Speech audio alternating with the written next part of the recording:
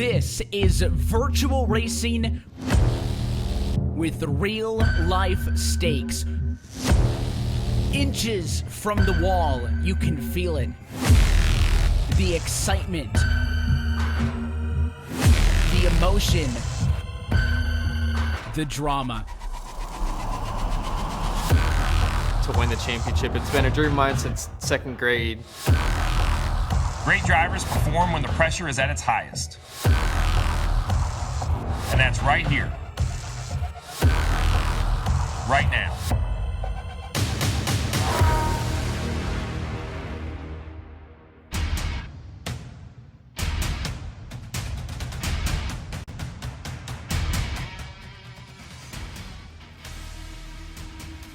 The road to $300,000 has a dance with the Lady in Black, where tonight from Darlington, South Carolina's virtual Darlington Raceway, we say good evening, sim racing fans, and welcome to round 14 of the 2020 eNASCAR Coca-Cola iRacing Series. We're happy to have you strapped into the virtual seat and along for the ride with us once again on the iRacing Esports Network and streaming live at eNASCAR.com, where alongside Tim Terry, as always, my name is Evan Pasoko, and Tim, here we sit with just 3 races left to go until the playoffs begin, and our top 8 cut line still far from decided. Yeah, with 3 races to go, Evan, still lots to be decided, but unlike Daytona a couple of weeks ago, you can kind of control your own destiny here. You see on your screen who is on the right side of the inch and who is on the other side of that cut line. That is going to change many times throughout this evening. Yeah, we're going to be talking about this all night. We'll be tracking these points. Of course, the 4-time champion Ray Alfala on the bubble with a lot of drivers nipping at his heels. It's going to be fun not only tonight, but through the rest of the regular season. Well, we're getting set for one of the most difficult races on the calendar, so let's take you for a lap around the virtual Darlington Raceway as we hand things off to Michael Guerrilla. Hey there, it's Michael Guerrilla from Jimmy for Esports, and I'm here to take you for a lap around Darlington Raceway. Of course, coming at the green flag to start the lap, heading off into turn 1, getting nice and high against the wall. And then you want to head down towards the apron, the dotted line, as close as you can. Let the car slide up to the second seam, and then just past the Darlington sign, start turning your car back down to the bottom lane. And then as you head off into turn number 3, make sure you lift at the safer barrier where the gap is, and then you want to be back in the gas before the Darlington sign on the right, and then make sure your right sides are above the seam all the way throughout the corner to maximize the corner. And that's a lap around the track, too tough to tame. They're going to be doing it 184 times this evening, Tim, and as qualifying has already drawn to a close, Michael's got a little bit of work cut out for him. You're standing by with the driver of the 15. Yeah, let's catch up with the Jim Beaver Esports driver. That's Michael Guerrilla. And Michael, you have a little bit of work to do tonight, starting in position number 33. What are you going to do to bring this thing to the front? Honestly, we just got to really throw everything at it. I mean, it's basically points or bust at this point because since we're sitting a little bit further back in the points of what we'd like. And sucks that I had a bad qualifying, but I mean, it's Darlington. It's one of my better tracks, so we're going to throw everything we got at it. Our number 15, Jim Beaver Esports Polaris Mustang is going to be looking to go to the front, and hopefully we get this thing righted towards the end. We've seen a lot of clean races here in the past. How is your team setting up for this? Do you guys anticipate a few cautions in this race, or do you expect this thing to go green for the long haul? Yeah, it's kind of been difficult to judge because usually each year there's been at least one caution during pit cycles, so that's always just kind of thrown everything out of whack in that circumstance. But we're setting up for it to be a green flag race. Obviously, we're expecting some kind of contact at some point during the race. Don't know if it's going to bring out a caution or not, but we're setting up like it's a green flag race. If yellow does come out, hopefully we come out on top of the beneficial side of that and make gains off that. Well, we look forward to seeing this play out. Good luck this evening. Thanks, guys. Have a good one. There you go, Evan. That's Michael Guerilla, and we'll see what he can do with the number 15 starting in P33. We mentioned that the qualifying session has already drawn down to a close, so there's only one thing left for us to do. Let's go down trackside, turn up the music, and get set to drop the green flag for race number 14. pole position goes to Michael Conti, the 15th in his career, and he'll bring us to the green flag this evening, joined alongside by Nick Ottinger. Keegan Leahy, Ray Alfalla, big playoff names on row 2. Kerwin Zelensky, your top 6. Yeah, you see the second page here. You got some drivers that need some great runs here. You look at Brad Davies, the outside of row number 5, Logan Clampett, both Burton Kligerman esports teammates in row number 6 with Bob Bryan to the outside. And a couple of teammates down there as well. Matt Busa, Jimmy Mullis, some notable names. Mullis close to the playoff cut line ahead of Christian Challoner through your top 18. Looking back through, you got Garrett Lowe on the outside of row number 11 with Ryan Luza to the inside. That is going to be a row to watch here this evening. And now you get towards the back half where there is work to do. Teammate to Michael Gorilla, Eric Smith going to be on the inside row number 15 alongside Malik Ray as we look through the field of 37. And these are the drivers at the back that really have to go, maybe miss their mark in qualifying. You see Michael Gorilla there, and the G2 teammates is Jarl Tien and Alex McCullum on the inside as well. Look top to bottom at your starting grid here tonight from the track Too Tough to Tame. So, Tim, we talk about how difficult this race is. Tell us more about it with tonight's ASUS race analysis.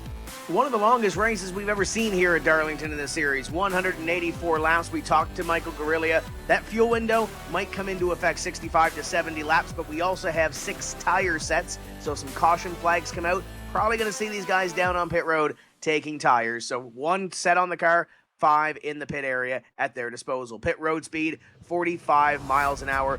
This one is going to be a very entertaining race, I think, Evan, when you look at it. And when you look at the weather, we got a beautiful night here. 80 degrees, wind speed just barely 3-4 miles an hour, track temp at 84 and mostly cloudy. This one is going to be fun. And most importantly, you can see the sun is ducking behind the grandstands in turn 4, so we will race from sunset tonight here from Darlington. So as these drivers get set to do battle, we're going to have multiple onboard angles to take a look in with basically your entire field over the course of the night. We'll be checking in with those onboards as tonight's coverage rolls on. I get a long way just to survive and get to the end of this one. And there is your driver wall. A look at all of the drivers, plus me, that you'll be seeing on board with this evening. We'll be checking in with them as the night goes on. So we're doubled up, Tim. Lights on top of the pace car. Third to last race of the regular season. If you're new to eNASCAR, there is no win and you're in here in Tuesday nights on the simulation, and it is only top 8 into the playoffs. So points going to be big. Do we see drivers points race and avoid maybe some of those more close contact and chaotic moments that Darlington is known for? Well, you got to get through these first couple laps, Evan, try to find yourself a place to race, and then you can decide whether you're going to points race or whether you're going to push it towards the front of the field. It's a long race, 184 laps. We're going to see all these strategies play out here at the Stadium. And as always, we're happy that you are spending your Tuesday evening with us here on the iRacing Sports Network and streaming live at eNASCAR.com. The pace car going to dive to the safety of the pit lane this time. The field in the hands of the number 8 WR1 Sim Chassis Chevrolet of Michael Conti as he brings the field at a 4, and we say, let's go racing from Darlington.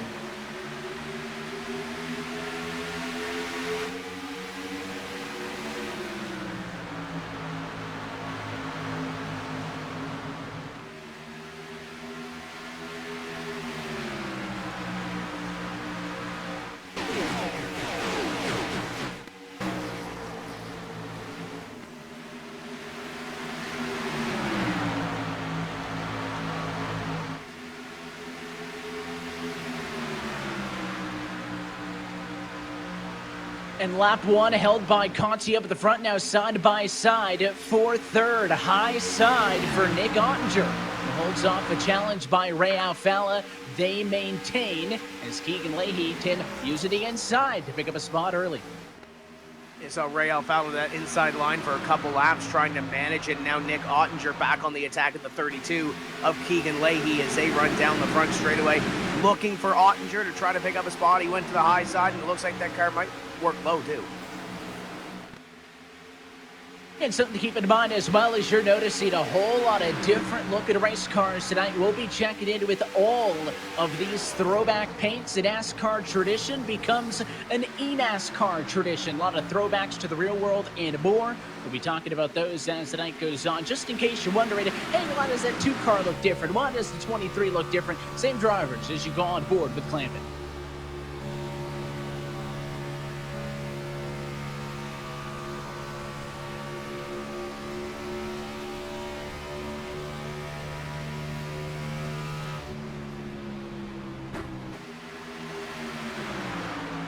Yeah, Evan, the one thing that I saw there with Logan Clampett just trying to find a line right now, those drivers in front of him, a little bit single file as you try to find a place to run here. Looking at this race, there's been a few trends throughout this Darlington Raceway. This racetrack, Evan, we've seen different drivers win. 4 drivers in the past have won their first race at this racetrack. We could very well see a 5th first-time winner here this evening. We touched on it with Michael Guerrilla. The record at this racetrack is 0 cautions. The average caution count in the last 7 races, 2.9. Strategy, I believe, is going to come into play here this evening. Stay on pace 3 times in the last 6 races as the leader only left 10 cars or less on the lead lap. Only 6 cars finished on the lead lap here in 2018 when we had 0 cautions in the race. Lead lap, 6 of the 10 races that have been run here have seen the leader lead the most laps, and that amounts to over half the race. 3 of those dominant performances have landed the driver in victory lane, and 3 times they have ended up short. Nick Ottinger led 173 of 183 back here in 2013. And at 184 laps, Evan, this is the longest race at Darlington that we've had on record by, of course, 1 lap. Most of the other races here, 183 laps all the way back to 2010 when we ran 180 laps. So this racetrack, we talk about the history that is in this racetrack as you ride on board with Michael Conti looking back at the field. There's been a lot of history here in this eNASCAR Coca-Cola iRacing series when it comes to Darlington. A ton of it, and of course tonight's distance just past 250 miles, 251 by the time we get to the end of it, unless we need some overtime. As always, all races in this eNASCAR Coca-Cola iRacing series, 50% of those in the NASCAR Cup Series. You can see on those previous results, though, Michael Conti did not have a good go when we were on the high banks of Daytona International Speedway last time out. That has hurt him a little bit, dropped him a spot in the points, down to 5th. He's doing a real good job of bouncing it back right now, and nobody really inside of the top 5 threatening anybody immediately, but a car length or so in between 1, 2, 3, 4, as they all stay within a second of that top position. Again, the only passing we saw up here was on that opening lap, but when Leahy went underneath Ottinger to get away P2. Just keeping a half eye on the top 10 right now, Evan. For the most part, everybody's kind of running the same line right now. There's some drivers that are trying to poke down to that inside and maybe try something different. Colin Keister's been running a lower line in 1 and 2 than the rest of the field, but for the most part, everybody is running the same line right now, trying to find their way around this racetrack. Ottinger continues to kind of poke the nose to the inside of Keegan Leahy, but nothing doing there. Been trying for about the last 7 laps or so to get by that 32. Well, as we're 11 laps into this race, let's introduce the 3rd member of our broadcast team tonight down on the pit lane, Justin Prince. JP, what you got for us? Thank you very much. And some of the discussions pre-race was dirty air, and more dirty air. Lots of drivers were expecting it to be very difficult to try and make passes and maintain grip around the racetrack. Specifically, a couple drivers mentioned to me, and as well amongst each other, that they were expecting it to be very difficult to try and gain track position tonight. Evan, this could be a tricky race throughout the 184 laps. The question is, which teams in turn were able to adjust best to the dirty air?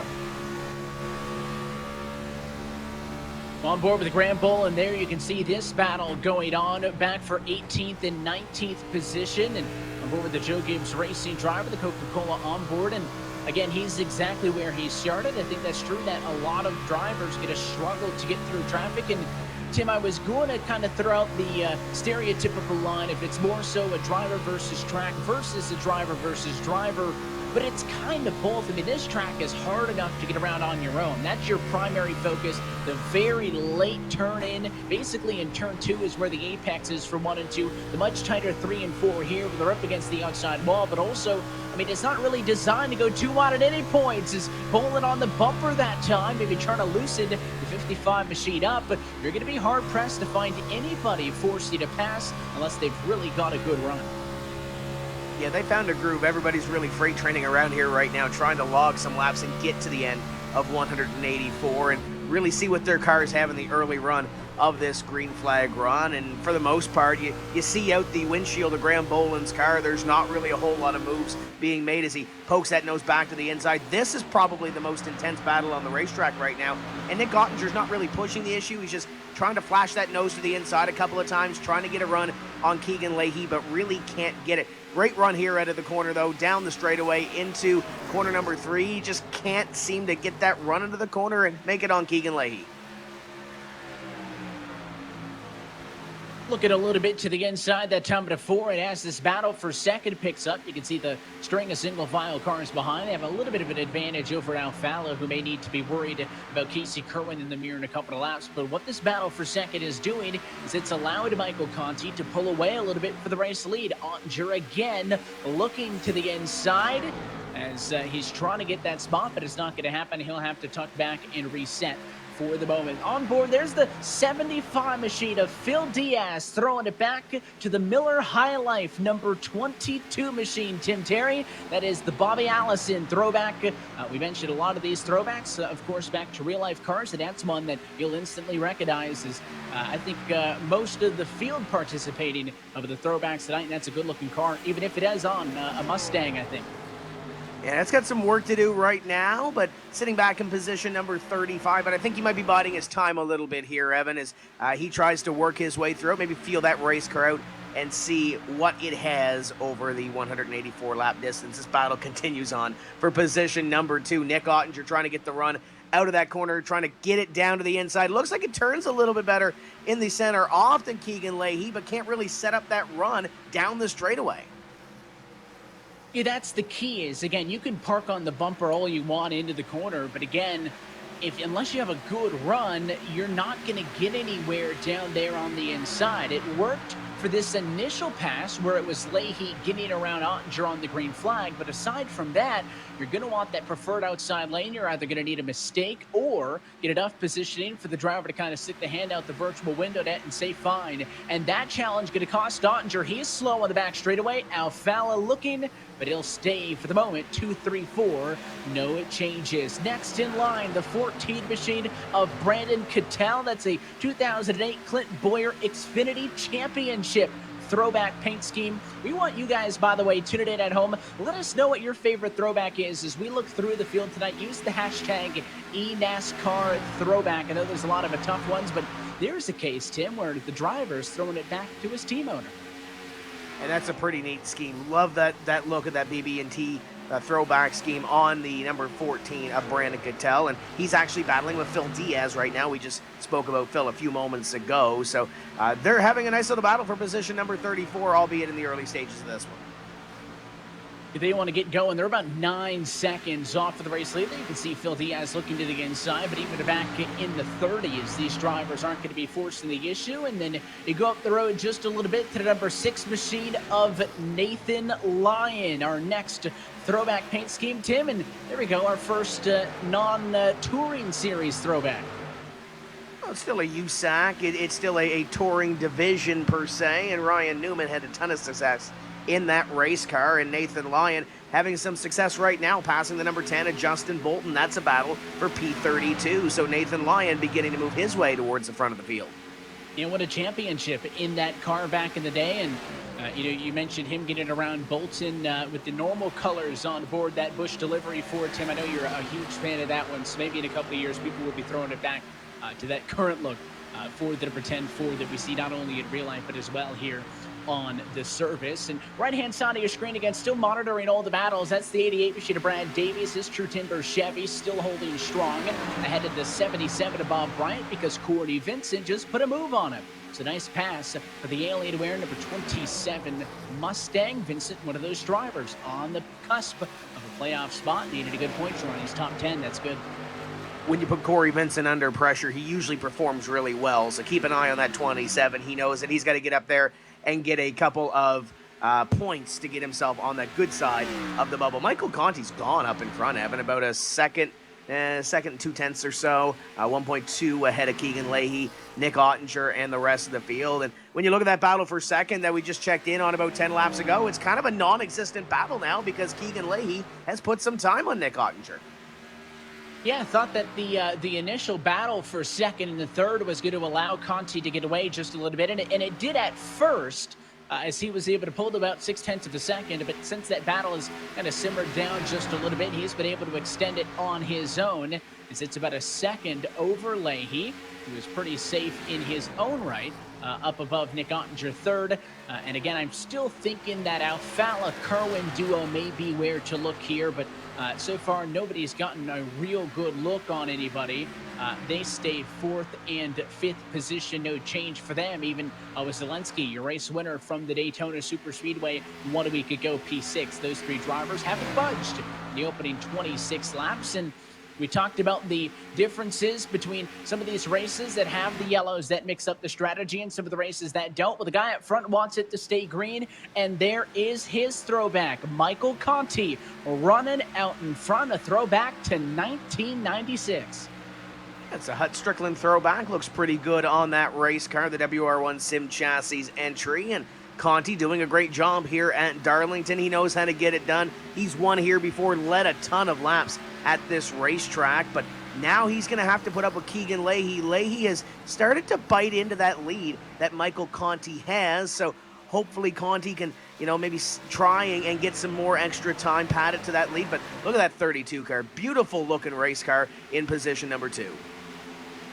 It is, and it's going to be a better look with each passing lap for Conti in the rearview mirror, because Leahy, now that he kind of shook off that challenge by Nick Ottinger, is not allowing the 8 machine to pull away anymore. Keegan Leahy is pretty much sticking with him at about 1 second, so that's not a distance in which he can press at the moment. But if you can just maintain, maybe you get a little bit later on and into this run, and you're going to be in a good position to be able to stay in contact. And there's the onboard look up top, and then the throwback on the bottom for Keegan Leahy. Tim, I think easily one of the best looking throwbacks in the field here tonight. 2003 Ricky Craven.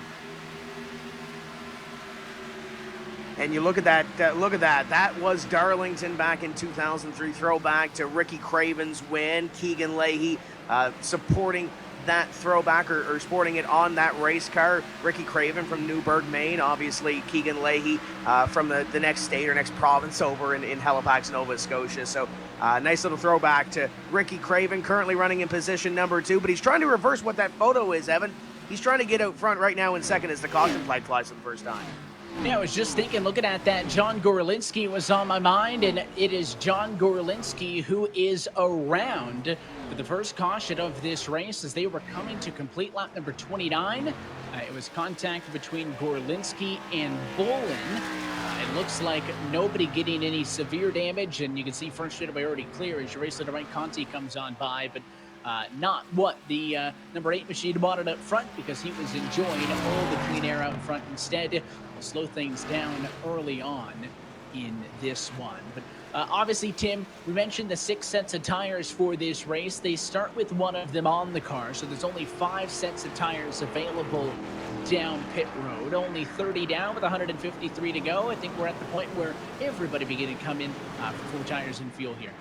You got 5 sets of tires down on pit road, and I think you're going to be able to use them. It's plenty, I think, considering with the fuel mileage and the way we saw that first 30 laps play out or so, where we saw that green flag look to this race.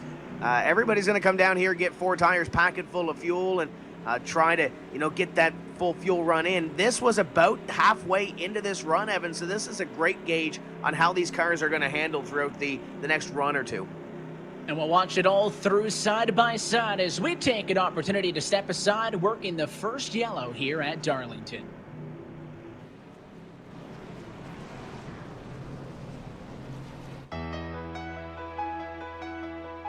For those living together and those living apart, For classmates, graduates, and teachers making the best of it.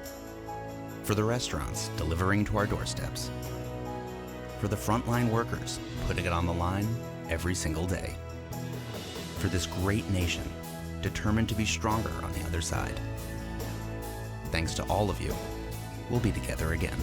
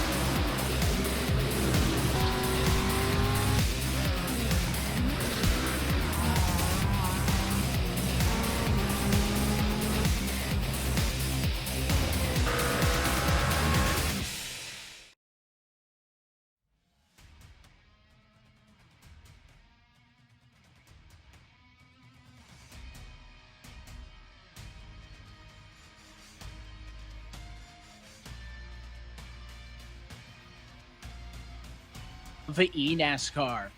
And by Asus, an official gaming hardware partner of the 2020 eNASCAR Coca-Cola iRacing Series. Want to remind you to enter tonight's Asus giveaway. You could win a 1-year iRacing membership along with a Strix Scope TKL Electropunk keyboard, a mouse, a headset, and more. You can enter that giveaway by going to the Asus Twitter handle. It's at ASUS_ROGNA.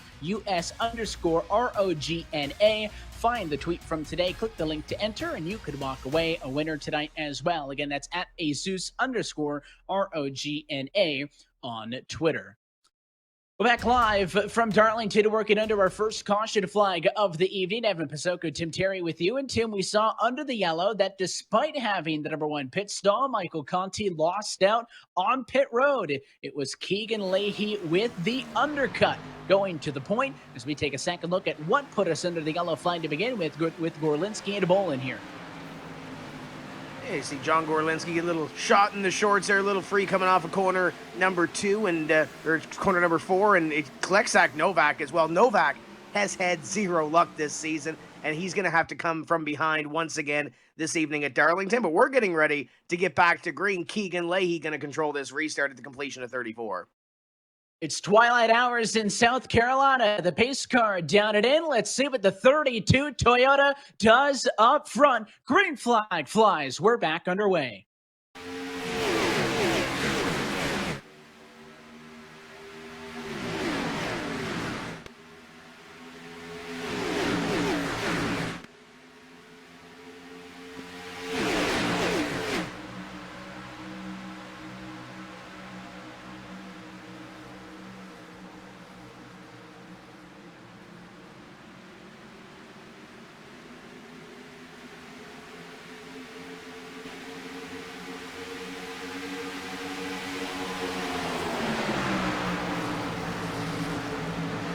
Into the outside wall goes Bobby Zelensky. A couple more cars out of control.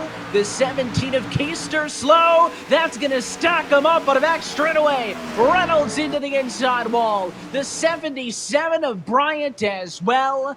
And we are back under yellow. And it took about a half straightaway or so, Evan, for that thing to really materialize. But once it did and did big, as the 77 of Bob Wright, the 3 of Blake Reynolds among the big casualties in this one, along with the 5 car getting a lot of damage to Matt Boosa's race car, as the yellow flag will come out once again on lap number 35. Quick yellow and a good restart means that Keegan Leahy was able to maintain the race lead and all of that. And I was about to say, as I was getting ready to come back in anyways, that it was almost a bad moment for teammates Bobby Zelensky and Ray Alfala, because they both got a little bit squirrely down in 3 and 4, side by side off for the restart, and then half a lap later, it is right near those two where all of the chaos kicked off. We'll get a second look at a moment. It basically a wreck that started in 1 and went all the way to about halfway down the back straightaway. That will check things up quickly, and let's take a look. Alfala said over the radio, Tim, that he just got hooked. Let's look. The 23 mission to Kerwin was behind them. Yeah, they're going to go down into the corner here, and a little bit of contact in between those two, and Kerwin might have got in there as well, but tight quarters racing, and then in behind 2-3 wide, and everybody trying to react and trying to get by it, at least. As you mentioned, it started in the middle of 1 and 2, and it took about a half straightaway or so, or a quarter lap to really materialize, but once it did, it took out a few really good race cars there, and for the second time in about 10 laps, we got some good race cars down on pit road getting damage fixed. Yeah, it's a tough break. That's the only service you're going to be seeing under this yellow flag as damage repair. Novak down, Busa in, Blake Reynolds, Bob Bryant, the 4 drivers, Casey Kerwin as well. So make it 5 that are parked in their pit stalls right now, trying to get some of the damage fixed. Still early on in this race, just now inside of 150 laps to go on the scoring pylon. So we are a long road from home, and big implications. You talk about Novak and the struggle the season's been for him. Tim, he just had a great showing at Daytona last week, got himself back up against the relegation bubble, was 19th in points coming into this evening. If this car stays outside of the top 30, that will hurt him back down. So we talk about our top 8 playoff fight. That's going to go for the next 3 weeks until we get into the playoffs, and then we'll start talking about the battle for the championship, but the battle for the top 20 just to stay in this series for next year. Going to be something as well that we'll be touching in, and that's going to go all season long. So not just these 3 races left to go before the playoffs, but that'll count all 4 playoff races once we get there as well. But we didn't really see Nick Ottinger get a good jump at Conti there. Again, that's how we saw Keegan Leahy get second on the jump on the initial green flag. He went 3rd to 2nd up on the inside of Ottinger. Ottinger going to try to do the same to Conti here, but didn't have the jump necessary. That's something that we'll try to monitor, Tim. And this is kind of the point where I always look for, who's the guy who's picked up a lot of spots. And really, there's not a ton of them. You got Kane Cook up 7 spots. He's in 10th. Malik Ray up 15 spots to 15th. But other than that, not a lot. Yeah, there's some comers and goers, but with the way that these drivers have been running, they got single file on that very first run, Evan, to try to get some green flag runs. So let's talk to Bob Bryant, though. Bob, how bad's the race car?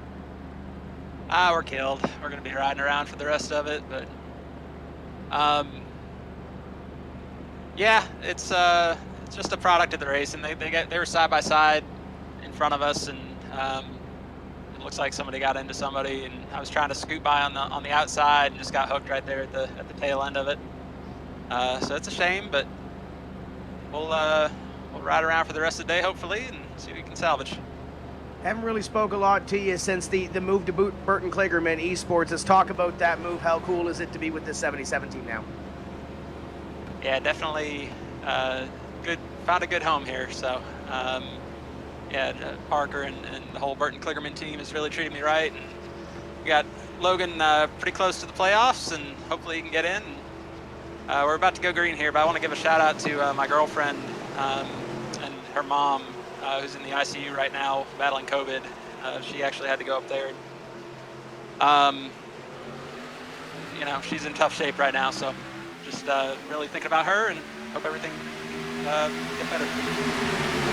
Bob, I'll let you get back to it, and certainly wish you and everybody the best as you guys go with that. As we're back underway, let's listen in and go iRacing full throttle.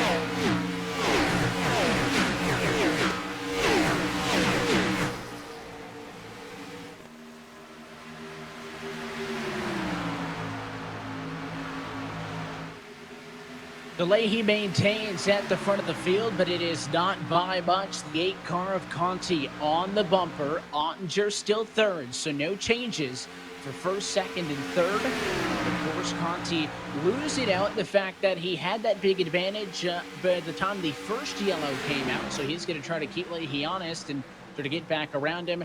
Alfala, the 4th car in line, but somebody who's been struggling off for the restart, Tim, the 83 of Bobby Zelensky just got passed up by Courtney Vincent. Now the 17 may be next as Keister's trying that right side of the 83 damaged, stemming from that contact we saw with the yellow.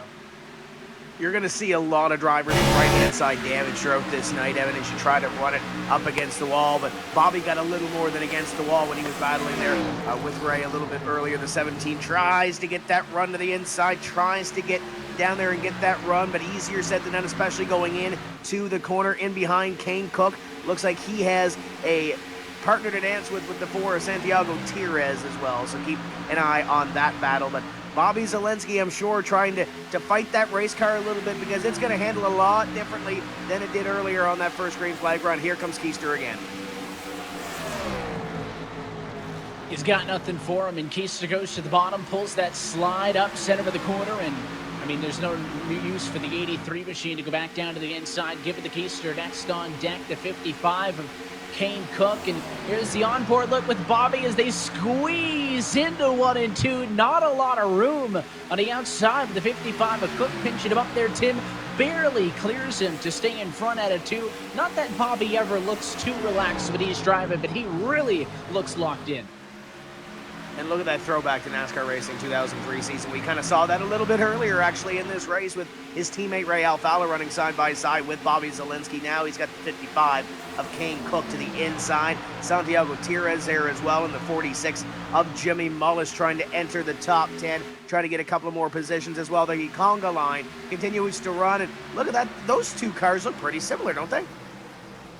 Yeah, those two, I think, both pulled the throwback off pretty good. The number 4 is Santiago Tires. The number 46 machine is Jimmy Mullis. Both of them throwing it back to that old school Coke throwback. And right now we're seeing double on track right now as they're both trying to get around Bobby Zelensky here. And Kane Cook, who just made the pass, was also saying, I don't know what the point is, Bobby. So he wasn't happy that the 83 was holding him up, but Zelensky's got every right to do everything he can to try to keep these cars behind him. But yeah, both those drivers, 1970s Bobby Allison in contact. Zelensky will spin right in front of that battle at lap 52 after it was the 2 Coke cars that came together.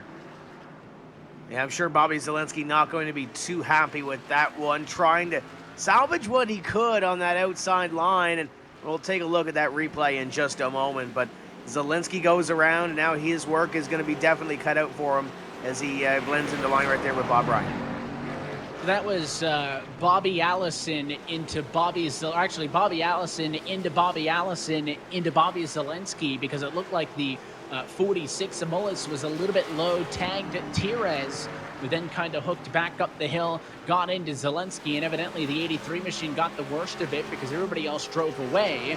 Well, Bobby backed it into the inside wall, and I think we'll see when we get a second look that Chris Overland deserves the tip of the cap because he had a great piece of driving to make sure that his number 16 Ford wasn't a part of it. Here's your second look. Yeah, take one more look at this. Bobby Zelensky hanging out on the outside line, trying to make everything that he can happen. Santiago Tires on the inside. And take a look at the run that Jimmy Mullis is going to get here off of corner number 4 as they run down the front. And a little bit of contact there. And you mentioned Bobby into Bobby into Bobby as they come down the front straight away. Tough break for the 83. He's going to back it into the wall there and get that little bit extra damage. So they'll come down, repair that race car. We'll see what happens here on pit road. After the last time we were down, we did see a lead change. Well, let's watch as they go all the way down. It is a downhill slope as they run off to turn number 1 here at Darlington, as of that front straightaway pit lane, the back no longer in use, and it is going to be wholesale exchanges. Looks like 4 tires and fuel for most. But Leahy down 3 pit stalls. There's Conti, the number 1 pit stall. That line, though, the scoring line, quite a ways away. 3 of them drag race, and it gets worse for Michael Conti. He loses another spot on pit lane. I think this time to Nick Ottinger, who leapfrogs him and goes 3rd to 2nd. So much for the number 1 stall being a gift. Tonight occurs Conti down 2 on pit lane alone. That's the only place anybody has passed him. And we've seen that inside line not necessarily be the best place to restart, Evan, or at least trying to find your spot in the line. And now Michael Conti inside of row number 2. If everybody does come down pit road, and Keegan Leahy will assume the lead, and he'll pull it back in behind the pace car. So that should put Michael Conti inside of row number 2 when we go green. So as we check in with this, Tim, I think you're on the radio with Bobby Zelensky. Yeah, Bobby, how bad is this race car? Because it looked pretty crushed there when it came down the front straightaway the last time. Yeah, we got junked pretty good in that turn 1 incident. I guess there's nothing I could have really done there, but we're going to keep trying to fix it. It sucks. I get wrecked every year here for some reason. I have a good car usually. I struggled the first run before the wreck, just being too loose, but that was easy to fix. And yeah, sucks. Want to ask you about the throwback, though, because you and your teammate got to replicate that cover for a few laps at least, right? Right, and it sucks that he was involved in the crash. I know it wasn't his fault, but it's just funny how that works out. But yeah, man, I was looking forward to this race too. But thankfully we have a bit of a points cushion and all that. And we are. We're gonna fix this up. There's a lot to fix, but yeah, we'll fix it up. Well, the good thing is that points cushion, I think there was 4 or 5 points you needed coming in to really lock yourself in to the playoffs. So salvage what you can. We wish you all the best here tonight, and go get what you can. Appreciate it. There you go, Evan. That's Bobby Zelensky. He's going to have a longer road here this evening, but still has some laps to try to figure out what he can get here. Yeah, and a long ways to go where some of the other drivers in the field tonight could run into some issues, and maybe a perseverance can pick the 83 machine up. He's not the only one down on the pit lane trying to get that car fixed up. Casey Kerwin, somebody else down there, as they try to get those cars fixed as they ride 34th, 35th or so respectively down at the back. Meanwhile, front of the field lights still on top of the pace cars, not going back to green flag racing quite yet, but of course now we'll see a different front row with Nick Ottinger back to a race high P2. In fact, if he can maintain, it'll be really the only laps at P2 that he gets, because it was a very quick pass to get off of the start for Leahy to get around him. But I just continue to find it interesting how the only time Michael Conti is getting past tonight is down on pit lane, and just a tough break for the 8 car, but gives him inside positioning on row 2, starting P3. So I've said a couple of times tonight already that I think that's one of the better lanes to start in. As you are assigned positions, odd numbers on the inside, even numbers on the outside road for the restarts. And the one thing I'm seeing here, top 4 that started this race are still in those top 4 positions, albeit they might not be in the exact same position. As we look forward here, Evan, we got some changes to the schedule.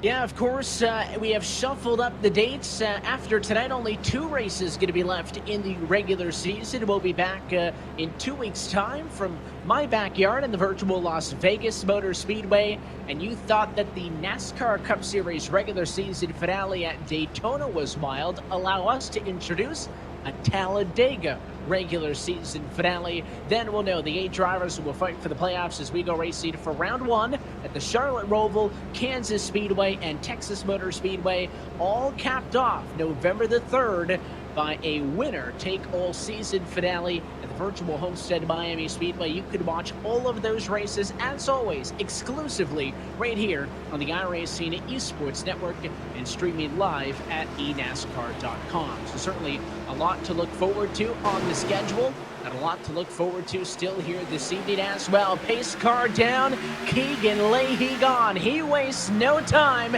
Green flag back in the air, 57 laps down. It's going to allow Michael Conti to go to the inside, try to pick up that second place position that he lost on pit road, Evan. And the 2 of Ray Alfala pokes that nose to the inside. Conti going to try to clear the 25 off of corner number 2. He'll do so.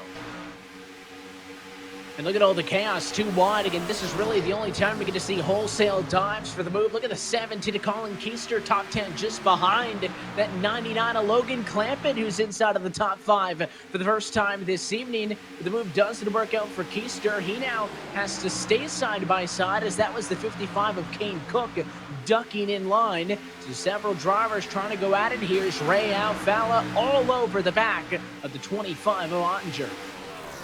How about Kane Cook? He's had some really raw speed here the last couple of rounds, Evan, trying to get a couple of good finishes here, going towards the playoffs and trying to get a little bit closer to that top 20 in that relegation round. Kane Cook is running in the top 10 right now. From 17th up to position number 6. He's got some company behind him. He's chasing down that 99 of Clampett. Doing everything he can to reel him in. Clampett started 11th at a race high P5. It's also a race high for Kane Cook, now +9 in P6, Justin. Yes, indeed. And one of the drivers really trying to push so far is Colin Keister. Been told he feels confident in the speed, but just needs track position. But so far throughout the evening, it's just been the struggle of getting by drivers. When he was trying to pass Bobby Zelensky, he felt he burned up his tires a good amount when trying to make that move prior to that last caution flag. His team is trying to keep him calm on the radio throughout this run. Well, that's the key, is all that communication. Tim, I don't know if you were able to catch it, and hopefully you at home were able to catch the latest edition of iRacing Open Mic from Daytona, where we got to listen in to all the driver radio chatter from that race, and just so much that goes on a technical side as far as strategizing, but to the point that JP made about just talking your driver through it, and even vice versa, drivers talking to teammates and so on and so forth. It's a huge aspect of this that we don't always get to hear, and glad we got that opportunity at Daytona. And we're going to see a lot of that here this evening, especially if we continue to get into some green flag racing and get into pitch. Never mind. Caution flag is out again. I just changed it. Sorry. Just as you said it, yellow flag is out. It is back in turn 4, so pretty far behind where all of this started. But I feel like that this may have been slightly retaliatory. You can see Brian Schoenberg is a little bit torn up. He's got one of the throwback, or not for the 79 machine, I guess you should say, but involved with a throwback car with Casey Kerwin, I believe, are the two culprits of this yellow, Tim. And when we get the look, I'm looking forward to your take on it, because there were about 2 or 3 different pieces of contact between these two cars before they actually brought out the yellow. And wherever that number 79's back bumper went, let's look. Let's take a look at it here. The 79 of Brian Schoenberg is leading this little pack, and then gets up into the wall and gets that Darlington stripe already. The 23 comes down. Oh, the little more contact there, saves it, and they go back down the straightaway. Looks like everything's go. No, maybe not. Yep. That's definitely gonna do it. You know, Brian's had a couple of good runs here, Evan. I talked about that race back in 2018 where there was 0 cautions. He finished in the top 10 in that race. It was one of the 6 cars that remained on the lead lap. So Brian has had some good races here. This one probably not the best one. Yeah, it went from bad to worse, slowed down, and then I don't think he appreciated Kerwin hitting him, and they kind of both turned into each other. I guess it depends on what angle you look at. I don't think Casey was happy that the 79 was that slow. He kind of pulled down alongside him on the straightaway, as Schoenberg was kind of doing the same, and 79 ends up turning the 23, but it takes both cars out, which is really a shame. And talking about all the different discussions on the radio, Tim, those drivers were talking to each other on the radio after the incident, but I can't repeat everything that they said to one another. No pit stops, though, for the cars up at the front of the field. So Keegan Leahy, Michael Conti, and friends decide to stay out. Only a couple of cars trickling down pit road towards the rear. And I have to think, very short into a run, these drivers just got fresh rubber about 11 laps ago. But I have to feel like that tire limit has played a factor in this, because last season and even earlier this season, before that was added recently to the iRacing service, you did anywhere more than 5 laps and you're coming in to get tires. And you could do that because you had an unlimited number. There was no limit. And I think most importantly, compared to real life, is there's no price tag on the new set of tires either. So you would always get them. Now, though, with already 2 trips down pit road at least, that only leaves 3 left, and we're not even close to halfway. So I think that's why drivers may be a little bit more conservative. Yeah, I think you hit the nail on the head there. We're halfway through this race, and we've had half of our tires used for most of these guys. So you're going to have to strategize a little bit, and I think, for the most part, Evan, we've got more cautions than maybe we anticipated early in this one. Yeah, slowing it down. I think you go back to the Tim facts when you were talking about how little yellows we've seen, and maybe you dared it because it's been a little bit of a stop-and-go race to this point early in this one. And one of those earlier incidents, Tim, involved the 90 of Zach Novak. He's still on track, and you're on the radio with him. Well, Zach, this seems to be a theme with our in-car interviews. How bad's it tore up on the front end?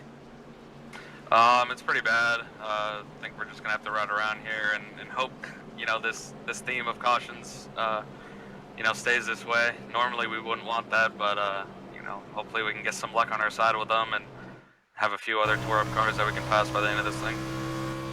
I know you've had a string of bad luck. You've had a couple of good runs, but it seems like this bad luck bug has bit you. What do you got to do to shake this thing in the remaining few races of the season? I don't know, man. We've always kind of had that bad luck bug. Pretty much since I entered the series, it's just we've had good enough cars some weeks to, put together good enough runs and win races to where we could kind of cancel out those bad luck runs. So this week or this year, we just really haven't had that. We've just kind of been average at best, really, on these mile-and-a-half tracks and tracks like Darlington. So it's been tough, but we're really grinding to find some speed, and I think we brought a decent car tonight. Just obviously can't really show it with the broken front end. Well, we wish you all the best. Go get what you can. Thanks, bud. There you go, Evan. That is Zach Novak, our reigning track champion. And somebody else is back there as Let's Go on top of the pace car. Tim, I think you got a quick word as well. Casey Kerwin in that last incident. Yeah, we'll get a quick word with Casey Kerwin. Casey, how bad's that race car? Looks a little tore up on the front end. Yeah, it's destroyed. I screwed up earlier racing with Ray and them and got myself fenced and hurt the steering. We finally got it all fixed there, and then a guy wanted to hook a left down in the corner for 33rd and destroyed it even more. So just trying to salvage and get what we can here. Well, there's still plenty of laps left in this race. Go get what you can, bring it to the front.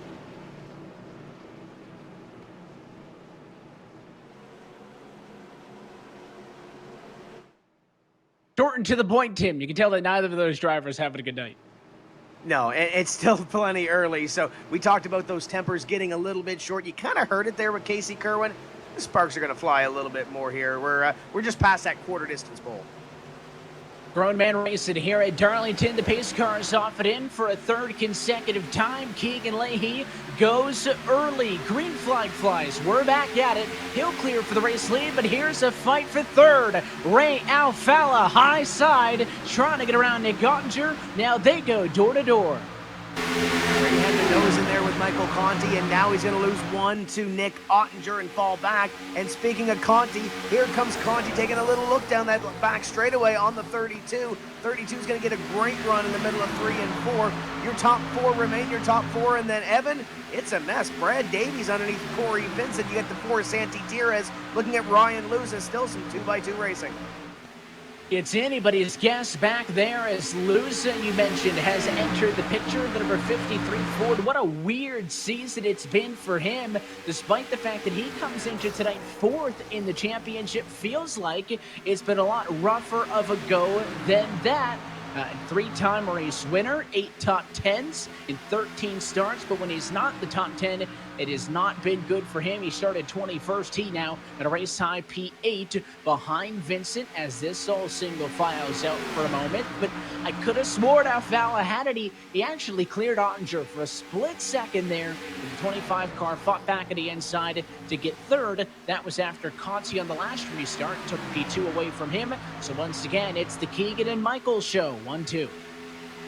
Amongst these top 4, there's been a lot of respect shown by these drivers, and looks like Kane Cook's going to make his way into position number 5. Another spot for that 55 seems to be flying here this evening. We'll see if he has anything for these top 4, because they've occupied these 4 positions, Evan, ever since we dropped the green flag. Somebody's got to get up here and try to disrupt it, right? Well, you think these guys are trying a little bit of sparks flying, as well as Conti was leaning on the outside wall. That Darlington stripe, I'm sure, going to be seen on a lot of these cars. But I mean, when we started this race, we were talking about the sunset. There's a good onboard look. Check it out. Lights on, sun down. Almost full nighttime conditions as that sunset is fading away in 3 and 4. And it's not just pretty to look at, Tim. That's going to affect the weather temps. It's going to bring the track temps down as well. And just like in real life, it's going to have an effect on the racing day versus night. Yeah, that track is going to get a little bit cooler as you see the two of Ray Alfala chasing down those top three. And we kind of saw it a little bit earlier on with his teammate. There is the second half of the throwback for the NASCAR Racing 2003 season cover. And Ray Alfala currently in position number 4. We've seen him on the inside line a little bit earlier on, even though that preferred groove is around that top line. Running in position number 4. Wants to get about 3 more positions and try to get this thing up in front like it is in that photo. Yeah, Ray throwing it all the way back to Alex Bowman, right, from this week as he was paying tribute to Jimmy Johnson with that same look this past weekend nearly at Darlington. I know a lot of those drivers had that similar, throwback look, and real cool to see that on the two. And it was super cool because they looked just like they did on that cover, Tim, about 40 or so laps ago before they got involved in that incident. So real good stuff as that team has been well coordinated. Team VRS for getting those two paint schemes alongside each other. And I had mentioned that Ryan Luza had gotten into the top 10 for the first time tonight. There's a look at the new colors on that Williams Ford, a throwback to some of their old Grand Prix cars, and that's a sporty looking 53.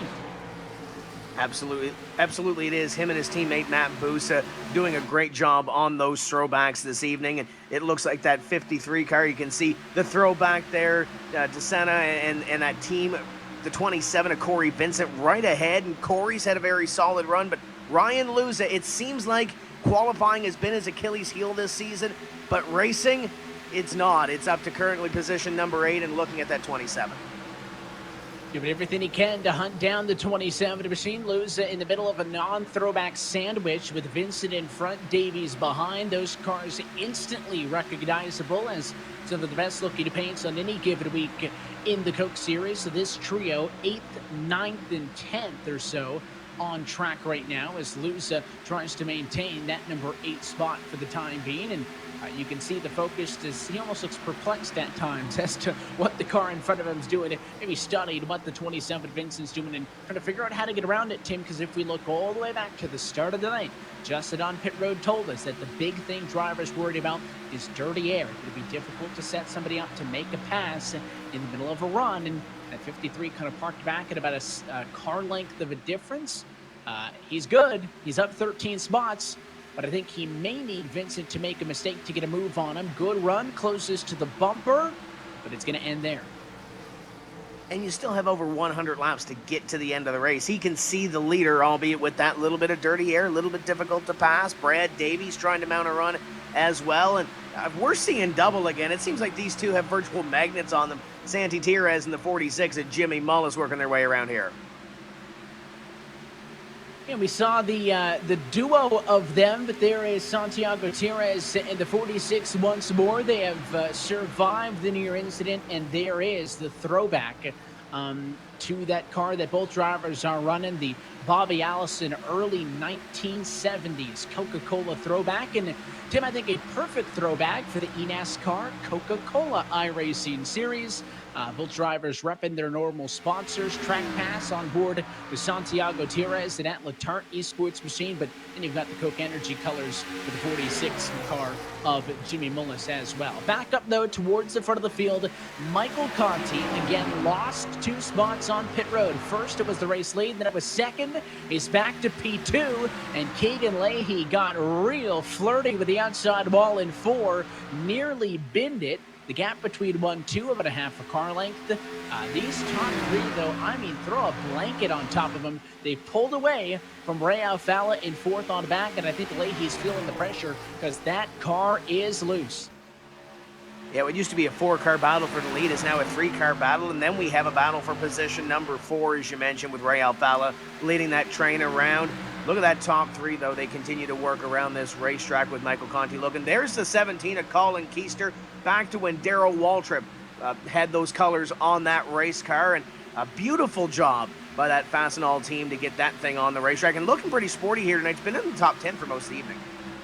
He's been doing real good. He's been working on the inside a lot as he's paying tribute to that first win that was recorded by Darrell Waltrip back in the day. And looks good with those Facet All colors on board. But for the moment, Keister observing as he's hanging back and watching Brad Davies and Ryan Luza do things a little bit more close quarters.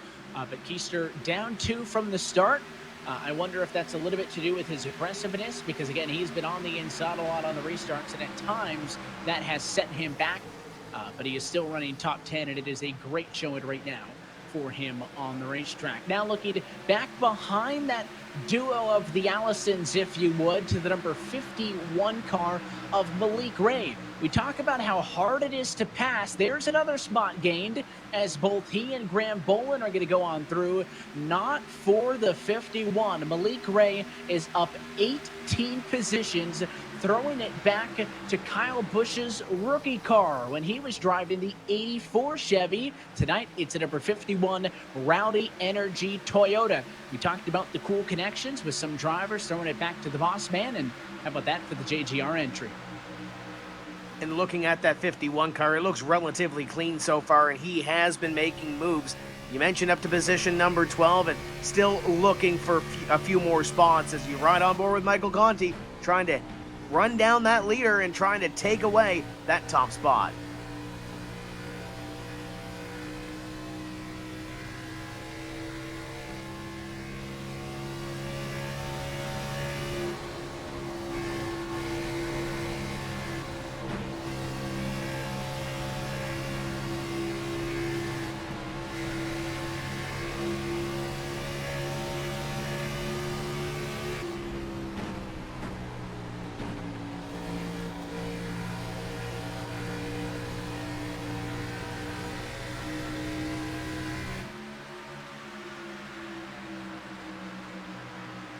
You can see how thin that line is that they walk as they not only are so close to one another, but so close enough on the outside wall. And I mean, that's the only way to be fast here at Darlington. These drivers lapping in the 29.4. So for perspective, that's over 2 seconds off of their best laps from earlier in the race. So that's what about 30 lap old tires will do. And that's how it shakes out. And we talked about one of the JGR entries. Let's look at the other. How about Graham Bolin?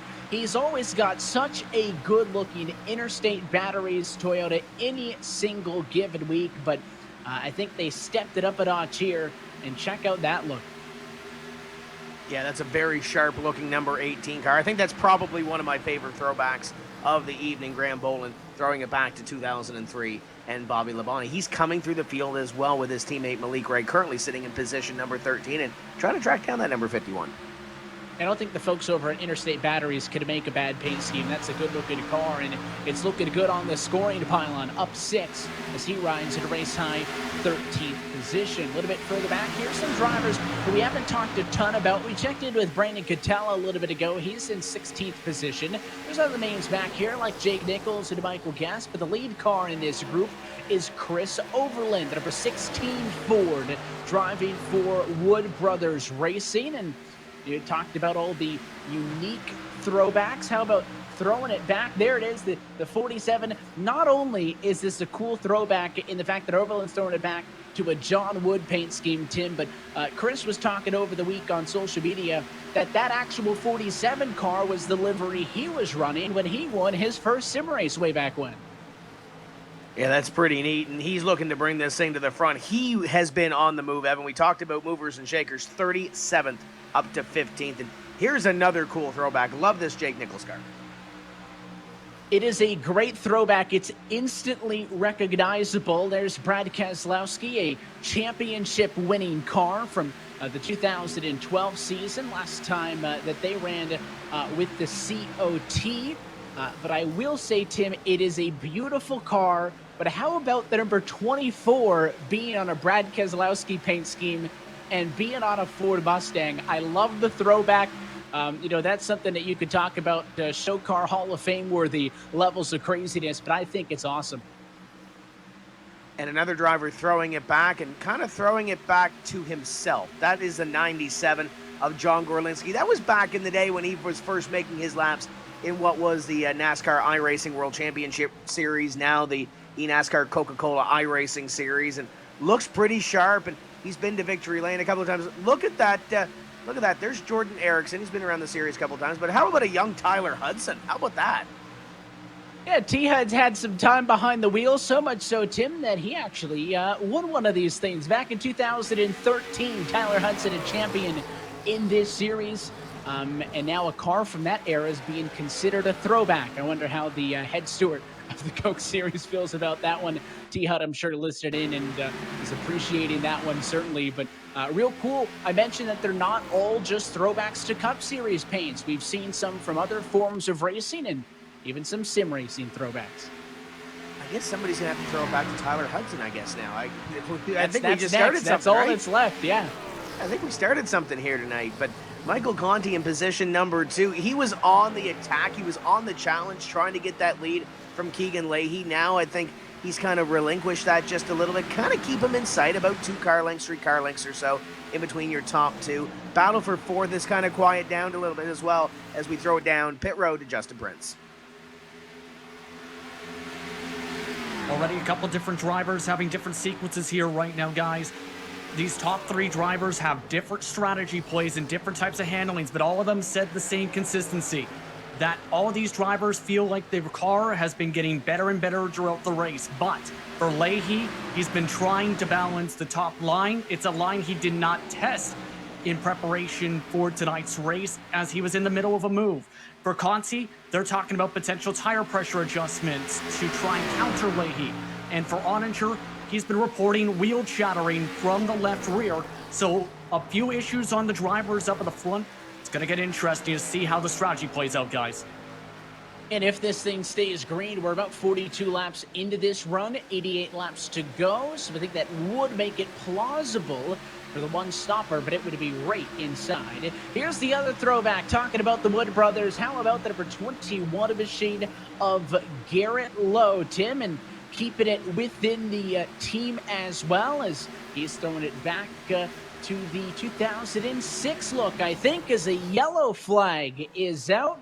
The good news is for Garrett Lowe, he's not the one involved, but somebody's off track, and we'll find it.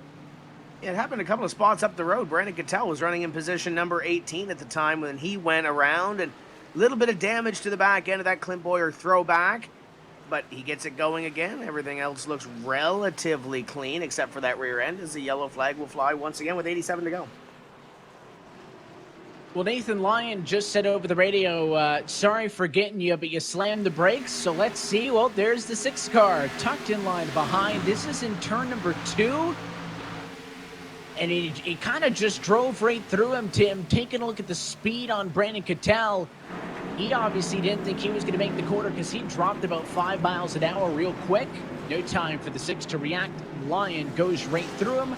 14 cars around. We are back under the caution flag. This time, though, with enough laps in and kind of just as I mentioned, inside of the fuel window to go for the one stopper after this, that everybody's going to be down pit road.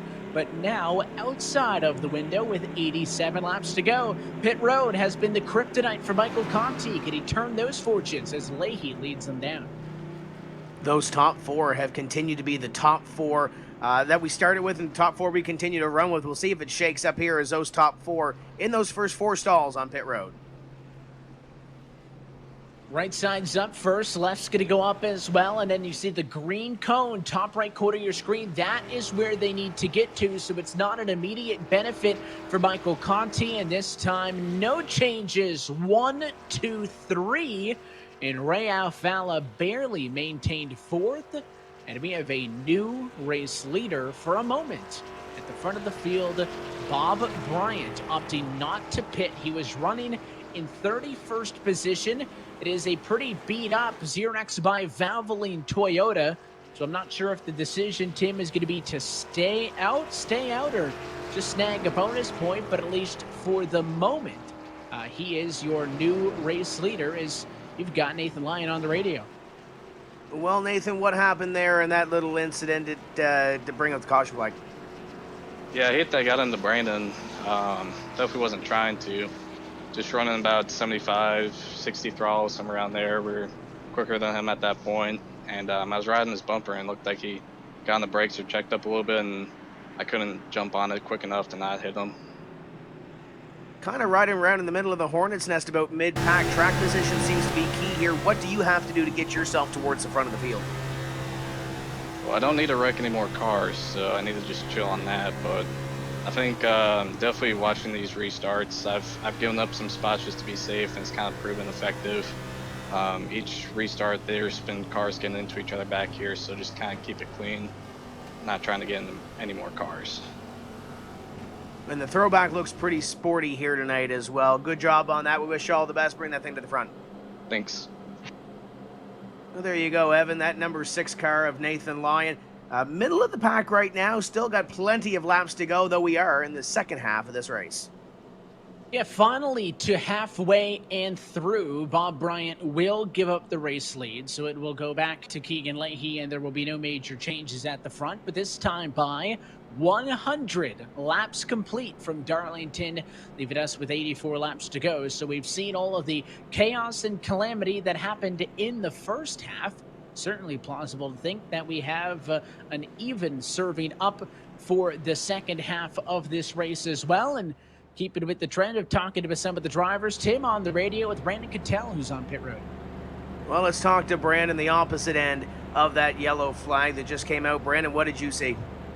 We were struggling a little bit there. We were tight, but honestly, I just think Nathan kind of drove through the back of us there off of 2. He could have been a little bit more patient. I was a little bit slower. I was going to let him buy into 3 and 4, but he just kind of got us there and sent us to the wall. Sitting down there on pit road, how bad is this race car? We have 50 seconds of damage. We hit in the front end, so we're going to have to worry about temps for the rest of the race, but it's still salvageable. Hopefully we can get some crazy restarts and kind of get us some spots here at the end. I was going to say, get some spots at the end. What's the strategy going forward here? We anticipate a few more caution flags, because this race is usually a clean race at Darlington. We going to see a couple more of these, or are these guys going to calm down a little bit? Oh, you're gonna see a lot of crazy stuff here in the last 80 laps or so. So better stay tuned. Well, we wish you all the best. Go get what you can into this. Yep.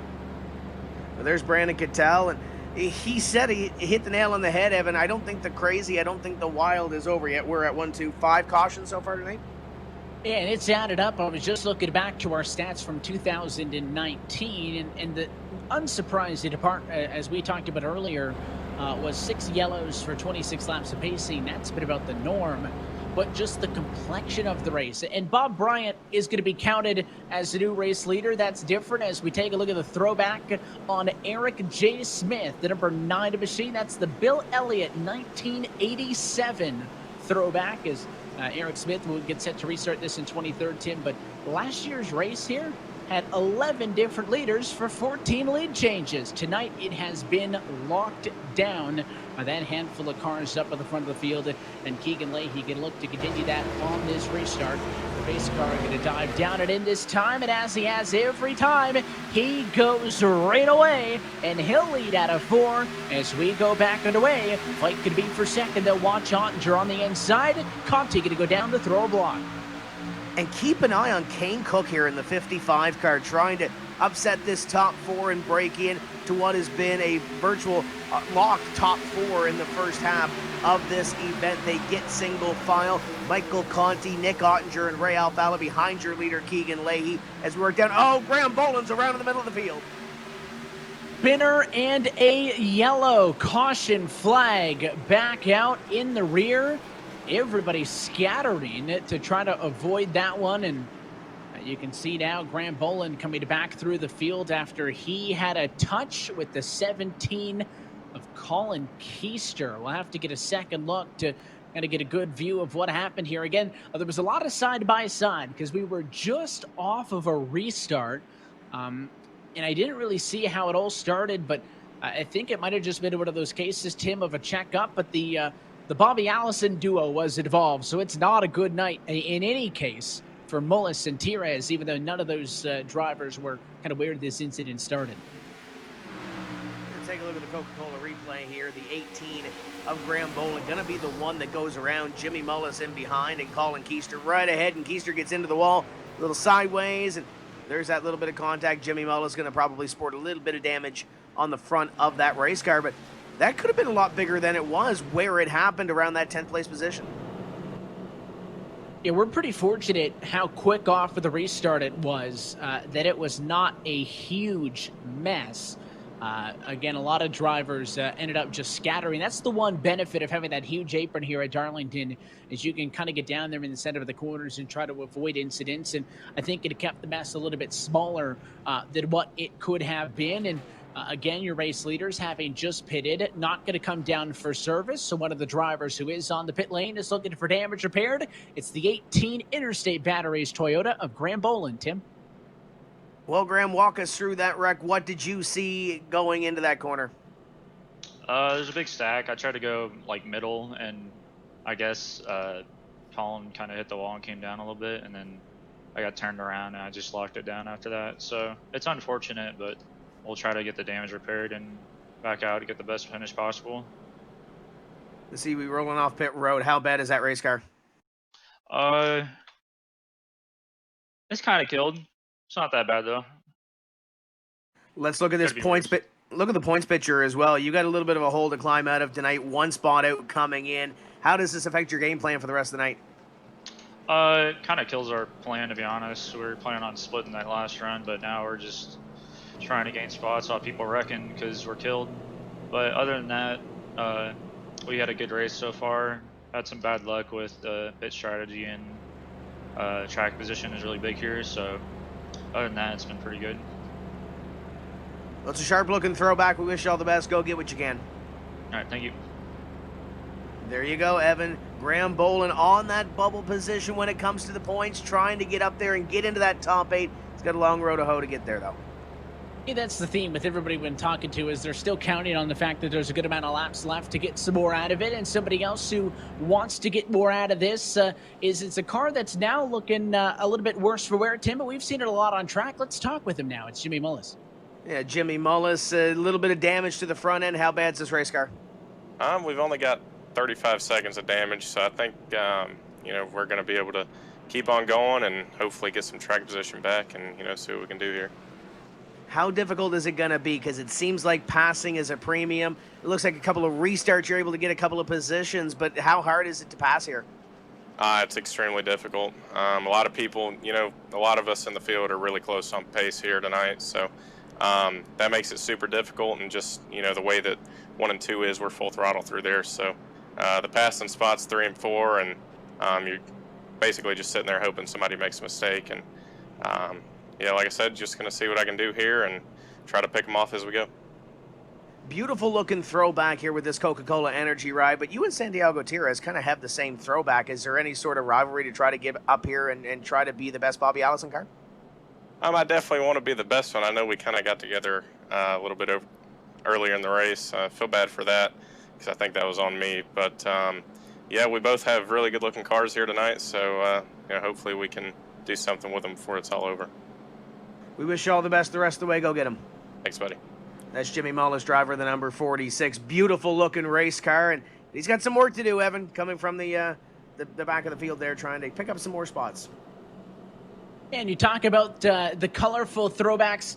This is a cool one as we take a look with Chris Shearburn, because not only is this just a good-looking throwback as is to a 1995 Derek Cope look, but, I mean, they got the same sponsor, Tim. On the hood, Mane and Tail has been on that car all season long for a lot of the races, and that is the same sponsor that was on that Cope car back in 95, so that is an exact replica. One of the very 90s looking paints that you've got in the field tonight. You can't miss it.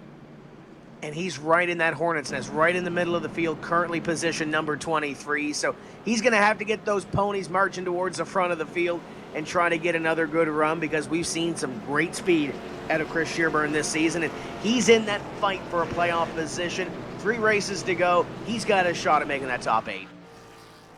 That's the goal, is to get there by the end of this. And here's a real unique one. We saw a lot of it up at the front of the field. Number 23 machine running in the back now. But to Casey Kerwin, we've talked all along about how he had that Jordan brand sponsorship this year, throwing it back to a Chicago Bulls uniform look.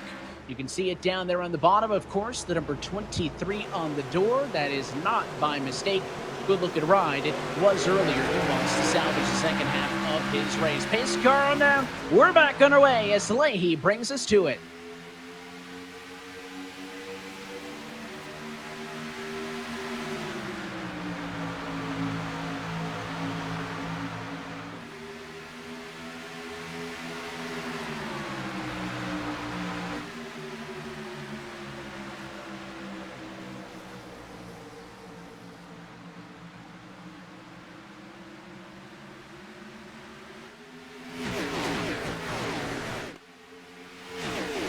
A lot of contact back in the pack as Blake Reynolds got tagged. He goes all the way to the back. No yellow. We stay green after contact with Mullis. And up front, the duo goes at it once more. Conti on the bumper of Leahy. He's done a good job of maintaining P2 since he got back to that, but he has not been able to get it back around the 32 since Leahy took that spot away on pit road, Tim. A lot of action through the field, but no passes for the race lead tonight under green. We had that little exchange for position number 5 though, with Logan Clampett going past Kane Cook to pick up that position. So one little change at least, and Logan Clampett looks like he's up on the wheel. Here's Michael Conti running down. Keegan Leahy trying to take the lead.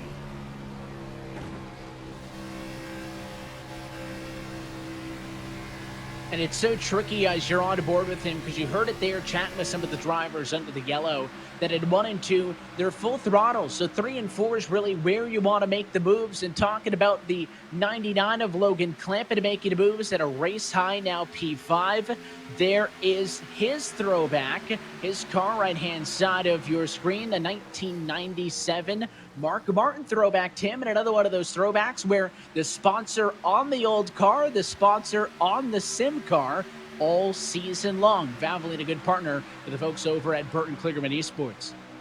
And that's Michael Conti over his shoulder. So not a bad run so far for the room. Running in position number 2 and running in position number 5. So top 5 efforts for both Logan Clampett and Michael Conti. And there's the other half of the room right there. So Michael Conti is focused. Logan Clampett as well. Focused on getting a top 5 run at least. And Conti, you can see that laser focus. He's looking for the lead. Conti second, Clampett fifth for the new roommates. I think it's about the second or third week of Coke Series action in which they've been running together after Clampett made the trip west to east to move out to North Carolina and rooming up with the past series champion. And Michael Conti got to be a pretty good setup that they have in that room. And, you know, we talk about drivers with past championships. Ray Alfala, after not making the playoffs last season, seeming poised to do so this year. And he is the bubble driver into this evening, 8th in points, but has never left the top 5 this evening. Very smooth and consistent in that VRS number 2 Chevrolet. And again, at this point, I think just trying to maintain, as I thought Ottinger for a moment was thinking about trying to challenge with Conti, unable to do so. And just one step back in the running order, Kane Cook. Tim, you shouted him out about how he had been doing a good job of working his way through the field to get into a top 10 position, and that is a look 2014 to 15, a sim racing throwback. Yeah, that's to a sim racing buddy, Lucas Huffman, and looks like a pretty sharp looking scheme and doing it proud right now. He's been hanging out in the top 10 for most of the night, started in 17th, worked his way quickly up into that top 10, has been as high as position number 5, but hasn't been able to crack that top 4. He currently runs in 6s. There's the battle from the lead on back. Keegan Leahy sees a whole lot of WR1 sim chassis in behind. And it just seems like, and I think that the biggest thing I took away talking, I think it was with Mullis there under the yellow, Tim, or whoever had said it to you, the fact that the margin between the cars is so thin. I mean, that's nothing new for us. We know that, you know, the difference first to last in this series is not a ton. I mean, just looking at qualifying, for an example, the very best time at qualifying to the 28th time at qualifying was 0.4 of a second difference. It's not a lot, so it's so hard for these cars to make moves under green. As we look a little bit further back down the running order to the number 15 machine of Michael Guerrilla. We chatted with him early. He gave us the lap around. Tim, he's been doing a good job of moving through the field from 33rd up to position number 24. And there's his look at Ted Musgrave, 1999, I believe. Yeah, love me some Ted Musgrave, as you saw that, and right on board now with the 21. of Garrett Lowe. Seeing some different looks throughout this race, and Garrett's got his hands completely full right now as he tries to march his way towards front, currently 17th. Well, Garrett Lowe, we talk about playoff drivers who have been good tonight, and Garrett Lowe has kind of been my standout driver from this year. He's the highest driver in the points without a win, trailing Zelensky and Leahy in the points, who both have 3 trips to victory lane. He sits third. 6 top 5s, 7 top 10s this year for Wood Brothers Racing, and it has been a great season for him, but maybe a Darlington to forget. If this thing doesn't come around, P17 not awful. He's got a pretty healthy cushion to the bubble, so that's not a concern headed into 2 weeks to go. But he's not going to lock anything up here this evening like we may see some of the top drivers in the points do come the checkered flag. And looking at that battle for the lead once again, Michael Conti trying to track down Keegan Leahy. Top 4 still haven't changed, but Logan Clampett is trying to get up there and have something for Ray Alfala as we keep an eye on that number 8 car. And looking back once more, how about Zach Novak, the number 90 machine, throwing it back. That's him up top, and the throwback car down on the bottom of your screen. And Sudoku has gone through a couple of different looks over the years, and there was his throwback. And then also with that number 3 machine just up the road, Blake Reynolds throwing it back to the 1998 Japan special for Dale Earnhardt when NASCAR ran an exhibition race over there. So Coca-Cola on board, that number 3 normally, and on board with the throwback here this evening. So real cool to see both of those drivers with their usual sponsors on board, throwing it back to themselves. And of course, you can't really get much more history in the sport of NASCAR, Tim, than Coca-Cola and Sudoku. So great to have both of them a part of this series, and real cool looks on both of those cars. And both of those race cars are sharp-looking paint schemes, but they're simple. There's not a whole lot going on, but they look phenomenal. So great job to both of those teams with those throwbacks here this evening. Battle for the lead continues on as Keegan Leahy has Michael Conti and Nick Ottinger at bay. You kind of gap those guys back there by a couple of car lengths, and there's another one. There is back to William Byron's championship year. Nick Ottinger doing a great job up here trying to get a win for the boss man, currently in third. And I think this may be the youngest throwback to 2017. It feels like that was probably 20 years ago at this rate, but it wasn't. And of course, a champion in the NASCAR Xfinity Series, and of course, most recently a winner in the NASCAR Cup Series that heads up William Byron Esports. Real cool to be able to throw that one back to the boss man. And again, one of those instantly recognizable looks from the modern era. Looks real good on a Camaro. See that battle up in front. Michael Conti's closed the gap by another car length. It's about a half car length now between those two. Keegan Leahy kind of didn't get off turn 2 the way he wanted to the last time, at least by the looks of it. But the 8 of Michael Conti waiting to have something happen as he goes to the inside. Took a look there. He tried, and I mean, we've seen several instances where you tried, but it just hasn't happened, and we'll monitor that battle as it continues on. Here's another look. Bob Bryant involved in an incident earlier in this race back in 33rd, but there's the throwback on the bottom to Alan Kowicki in the Xerox entry.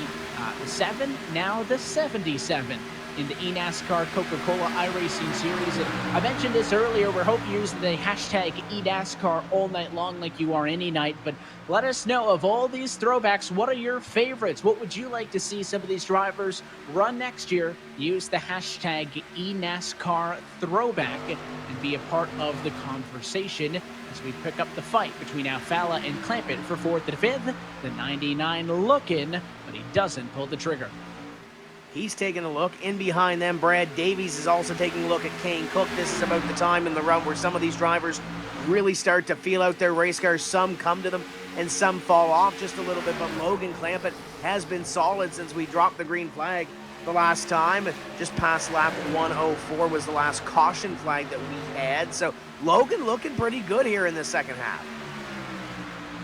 He is, and some of the best looking at those throwbacks up in this battle. That was a look at 28 of the throwbacks in the field here tonight. All the drivers that gave us reference photos to see what they were throwing it back to, and it's been so good to see them tweeting out pictures and teasers and promotional videos of these on social media over the course of the week. So that is super cool. Like I mentioned, it's a NASCAR tradition, and now I think it is safely an eNASCAR tradition.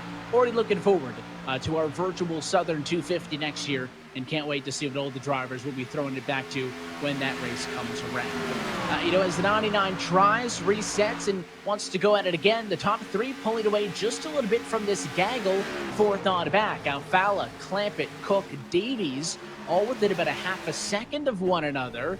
At the point now as we go with our Coca-Cola on board, Michael Guest.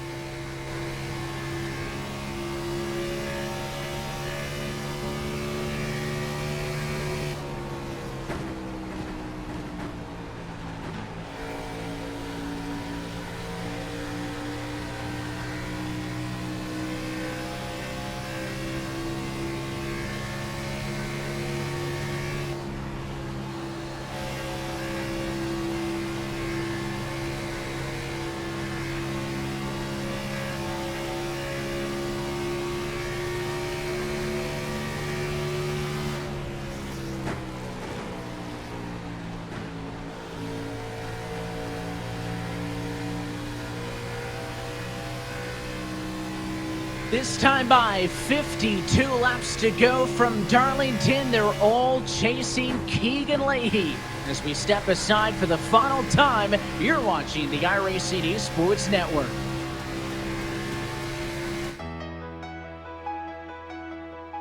For those living together and those living apart. For classmates, graduates, and teachers making the best of it.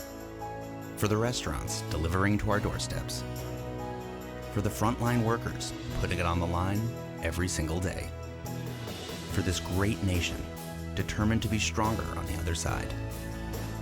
Thanks to all of you, we'll be together again.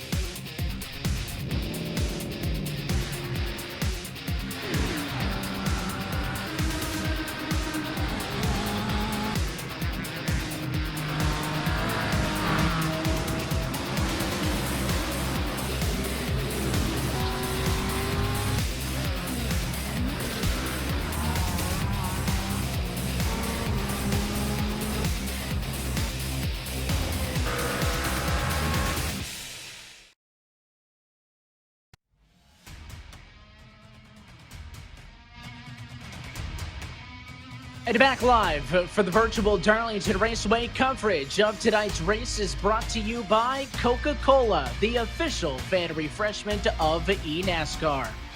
And by ASUS, an official gaming hardware partner of the eNASCAR Coca-Cola iRacing series.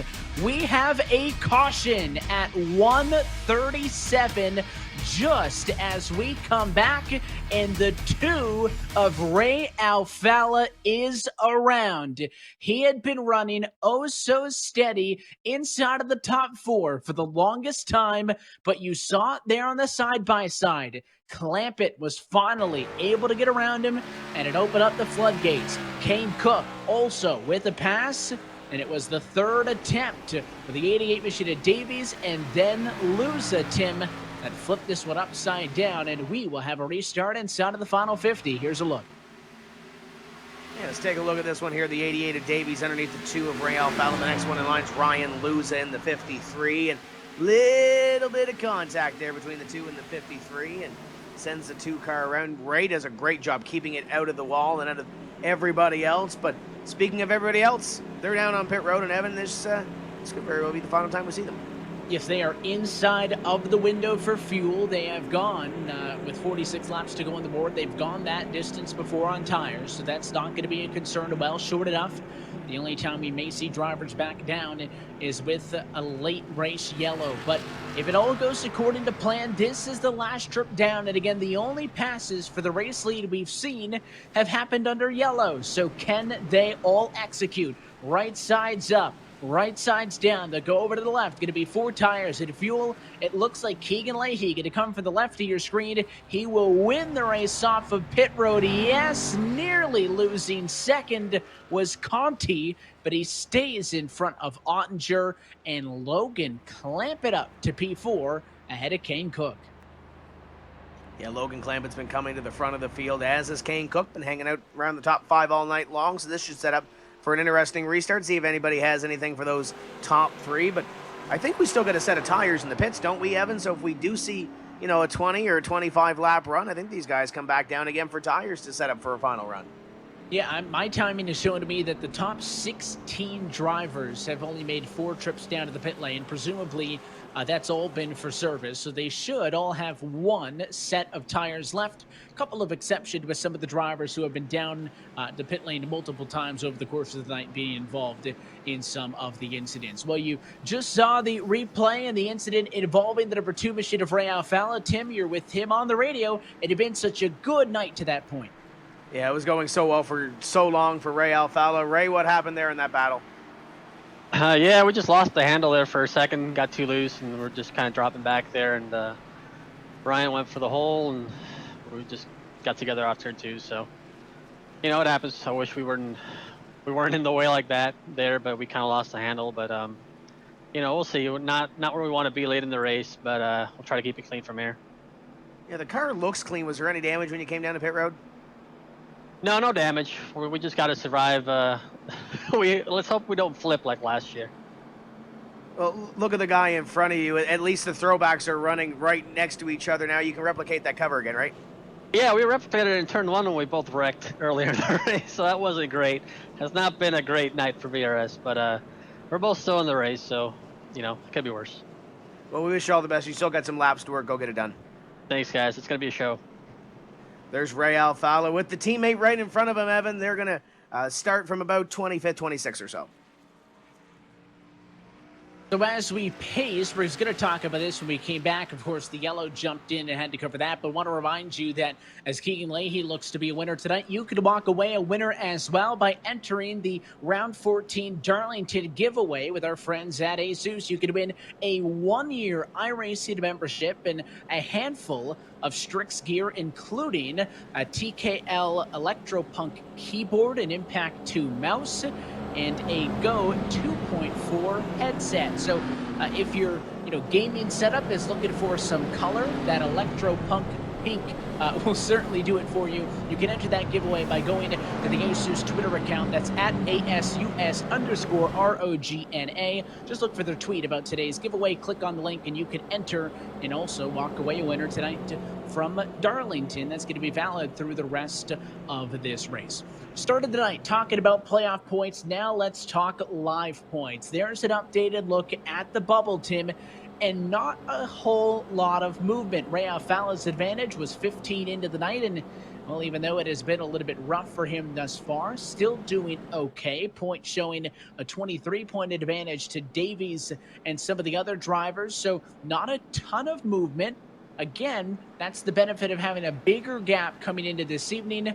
Granted, even if it comes down just a little bit, with 2 weeks left to go after this, you're going to start to sweat a little bit more and more as this works on. Lights out on top of the pace car. Restart coming up right here, right now, and it could be the last one of this race. Leahy has been untouchable. There's your updated look now. It's actually a 9-point difference, Tim. So Ray losing a little bit. Davies creeping closer. The 88 car is in P6.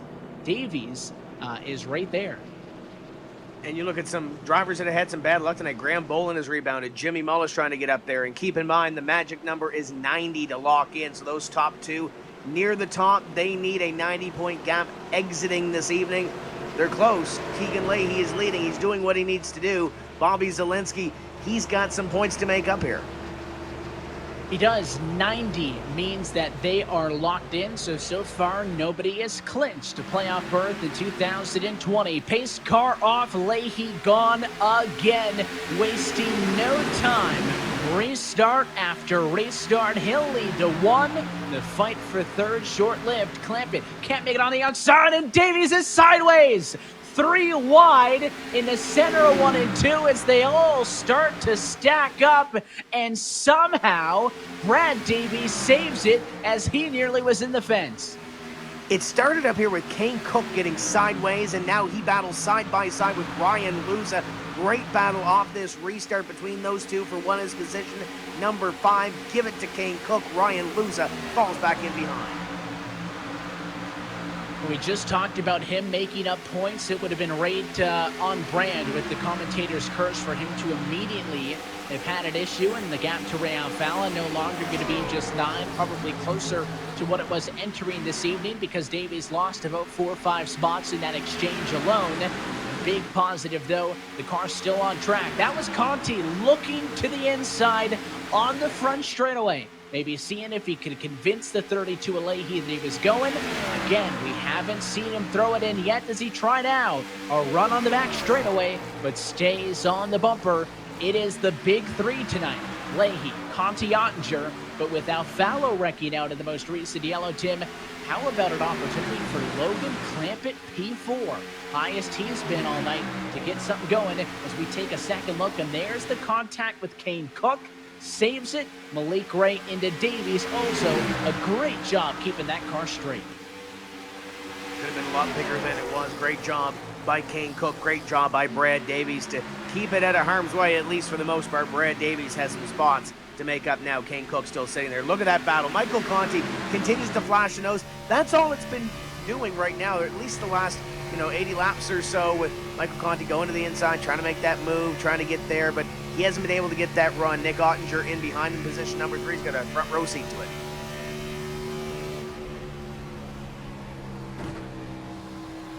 He's got a great look. And again, this is the end of the racetrack where you can hear them working that throttle a little bit more, whereas in 1 and 2, as some of those drivers had described, you're more so basically just full throttle down at this end of the racetrack. They enter the corner at about 178 miles an hour. They only drop about 3 to the center. I mean, it is crazy fast center corner speed as Brad Davies makes a pass in the 16 to Chris Oberlin, so he'll go back to P11, and the driver stuck at a line right now is the 10 of Justin Bolton, dropping backwards on the inside line. It's a great battle back here, and some of these drivers need to go. There's Justin Bolton on the relegation standings.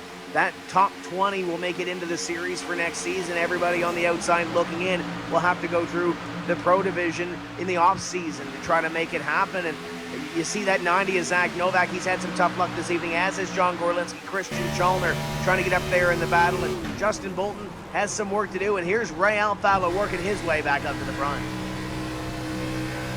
I mean, he was clutching that time for the number 2 machine. He went all the way back. Again, the key was, though, even though he spun, he didn't actually wreck the race car. So it's still in one piece. The car's in front of him trying to wreck. That was Michael Guerrillas, 15, leaning on Justin Bolton. And now more contact with Dylan Duvall.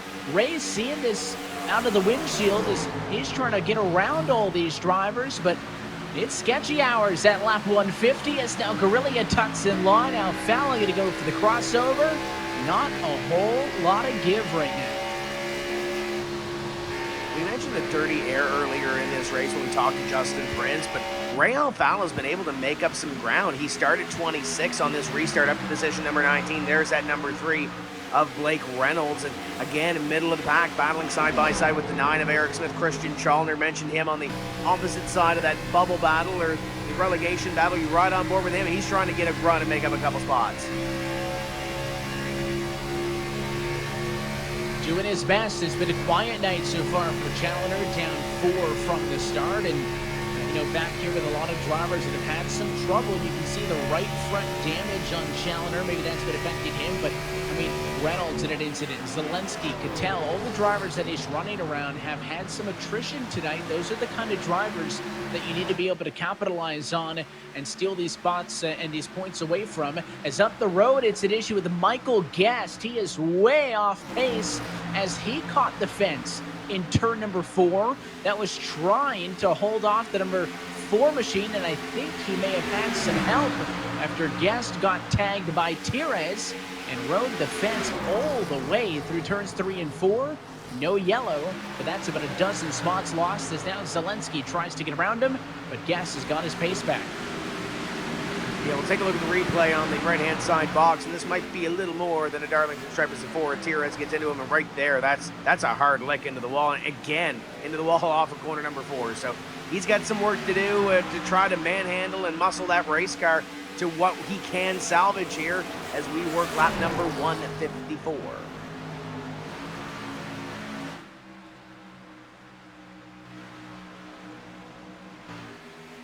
You can see Challoner looking to the inside, and it looks like the 3's not going to put up a fight there. So as you step away from that, Challoner will take that. That was way back for position 20. Some 7 seconds off of the battle for the race lead, which is a stalemate, a cold war, whatever kind of analogy you want to use, Tim, because we have not seen at any point, minus that very first run, when a battle for second allowed Michael Conti to get away briefly for a 1-second lead before a yellow came out. Since then, we haven't seen the race leader get more than 5 car lengths ahead of the car behind him, and just so evenly matched that you have to think the only way that this changes hands is with a mistake or some sort of late race drama, per se a late yellow, with 28 laps to go. And we might very well see that because these guys on the right-hand side are almost kind of working on it a little bit. Battling for position number 17, though, Ray Alfala trying to get by Michael Guerrilla. Guerrilla has worked his way up the road. We mentioned he started 33rd. Ray Alfala on the last restart started in 26th, and now he's looking at position number 17. Ray doing a great job, even with the dirty air and it being difficult to pass. The champ is trying to get up here and make one more spot.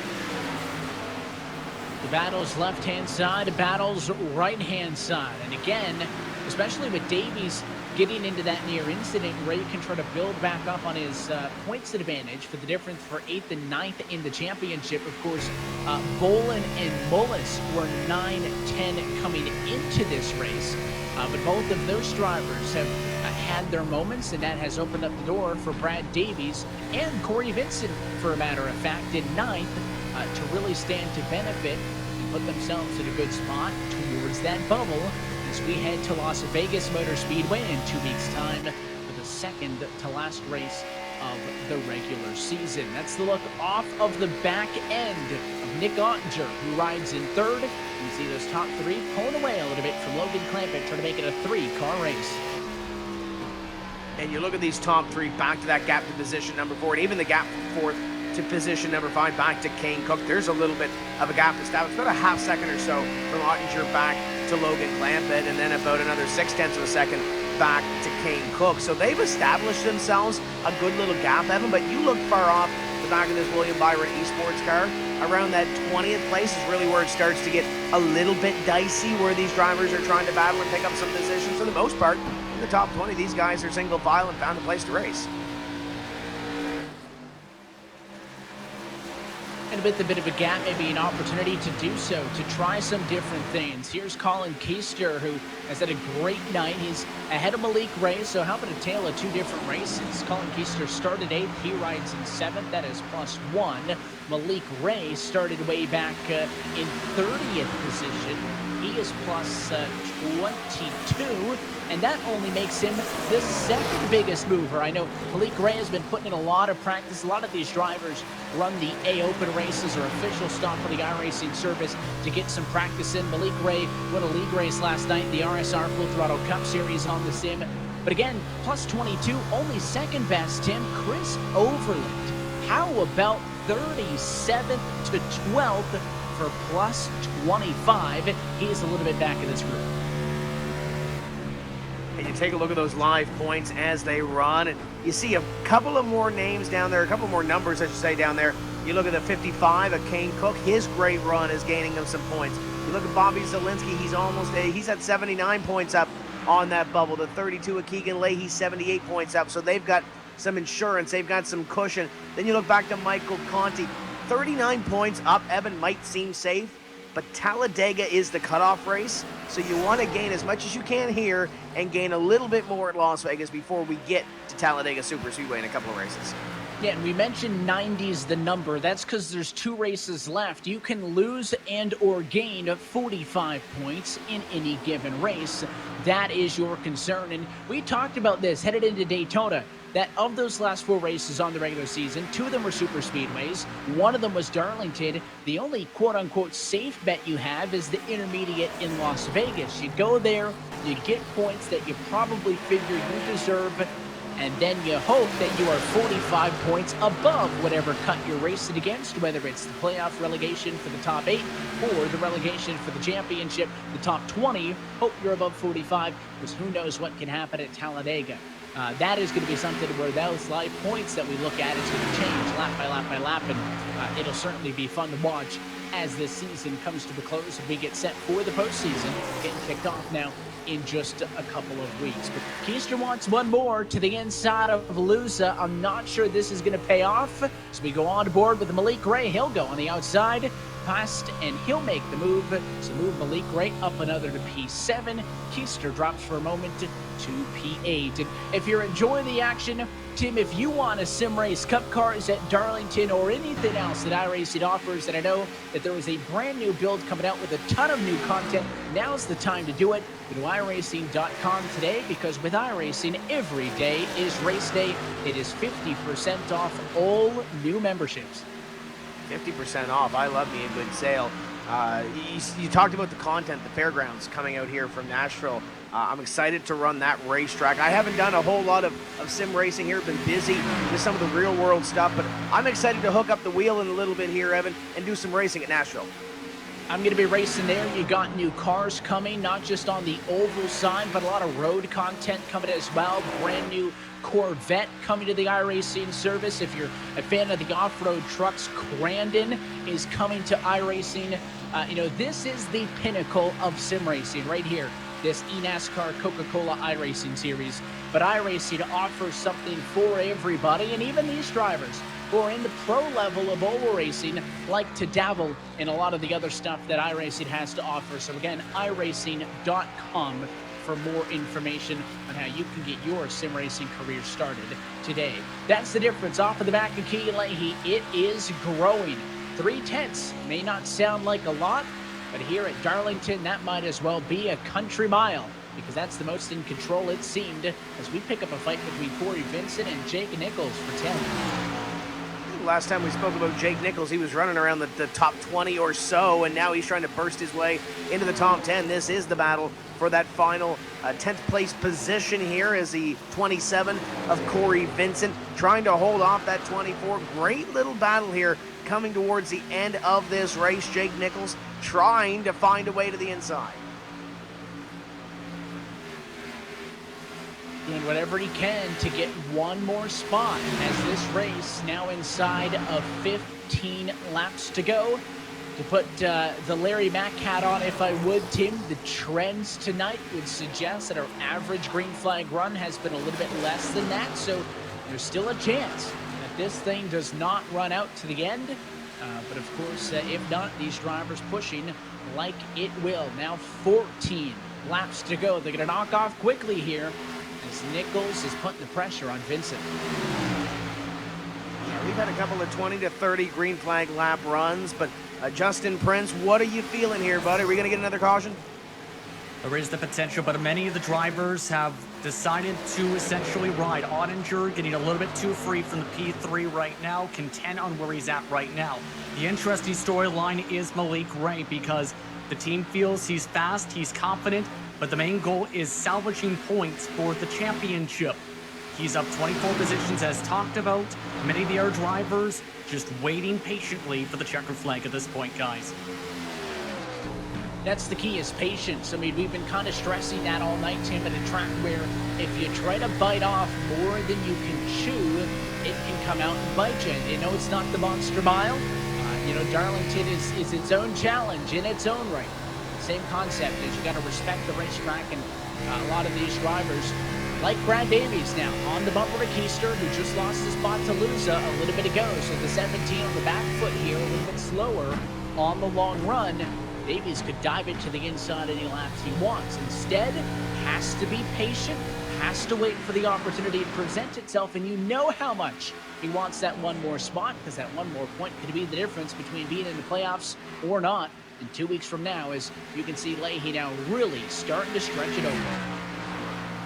But if you're in the case of Brad Davies and you kind of step the wrong foot, or anybody that's battling around that bubble position to try to get in the playoffs, you step the wrong foot, you're going to lose a ton of ground. And some of those drivers that were battling around that bubble a little bit earlier on had some issues with their race cars. So you really have to kind of play that out and kind of manage that as well and get yourself a good finish and do some points racing this evening at Darlington. But Keegan Leahy out in front, about a half second back to Michael Conti, and then Michael Conti has just over a half second on Ottinger, and then Logan Clampett's not too far behind. The first real battle is going to be for fifth. How about Malik Ray on the back bumper of Kane Cook? He has been blistering fast on this most recent run. There's the onboard look. Keegan Leahy, left-hand side of your screen. Michael Conti on the bottom of that duo, and the big screen is on board with the 8. You're looking up to Leahy leading this race. That's what about 0.4 of a second looks like at Darlington. Neither of those drivers saying a single thing right now on the radio, and I'm sure the team knows that they don't have to give a much more than an update every couple of laps on what is left on the scoring pylon. Let the pro do their thing from behind the wheel. And that gap is about equalized or so as they continue to battle. As you see, I think Justin Prince mentioned it a little bit earlier, that Keegan Leahy was in the middle of a move. That looks like a different room than we saw 2 weeks ago. So it looks like he just unpacked his sim rig, and he's looking solid so far. He's got some monitor boxes in the back. Curious, it looks like he's gotten them set up already. I'm just guessing based on where his camera is, Tim, that he's got all 3 of those monitors probably set up, and the webcam's over to the right-hand side. So I think he's got the monitors set up. We had a big discussion about this in Daytona with some drivers having some power outage and equipment issues. Kind of how important that is to a sim racer, but it looks like Keegan moved and in a different room at least, has gotten his setup more or less put back together for a big race on Tuesday night, and no better way to celebrate than to try to break a deadlock with Bobby Zelensky. Both those drivers, as I mentioned earlier, 2-time race winners this season. Garrett Lowe, the highest running driver with no wins this year, 3rd in the points. But they both sit 1 win shy of the benchmark set by Ryan Luza, who's a 3-time race winner from this season. Luza's wins coming consecutively earlier this year, back to back at Homestead, Bristol, and Richmond. So if Leahy can close this thing out, he'll tie him season high of 3. Battle brewing late for what was be position number 7. That is the 17 of Colin Keister, Ryan Luza, and then Brad Davies trying to pick up a couple of spots here. The final few laps of this one, Malik Ray has taken position number 5 away from Kane Cook. Kane Cook a little ways ahead of this battle 11, but as long as he can keep it straight, he should be able to maintain position number 6. This should be the battle for 7th all the way down to Checkered. Yeah, pretty impressed with Keister, though, to be able to get back into this as Luza goes to the inside, because it was the opposite of this a few laps ago, where Luza made the pass and Keister had fallen back to the clutches of Davies. That look to the inside just does not pay off that time, but impressive enough for him to be able to stay ahead and to be able to drive back up and at least challenge Ryan Luza to try to get back up the P7. But I think most importantly for him, stay ahead of Davies. That would be a critical point kept away from the 88, who's got a lot to deal with. He's one of those drivers, Tim, by the bubble, that is crunching the single points. Luza's not concerned about 1 point here, 1 point there. He's worried about losing both points. That's the only way he could find himself in trouble. So 2 very different situations for a couple of those drivers in that fight.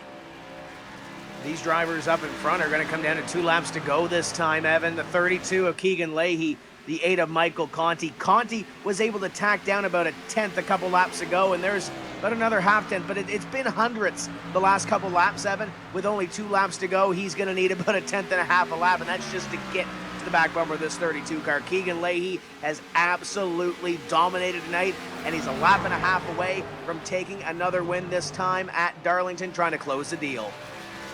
The key is to keep the car clean. This time at a 4, white flag in the air. Final time around from Darlington. It is clean racetrack up the road, so lap traffic will not be a factor.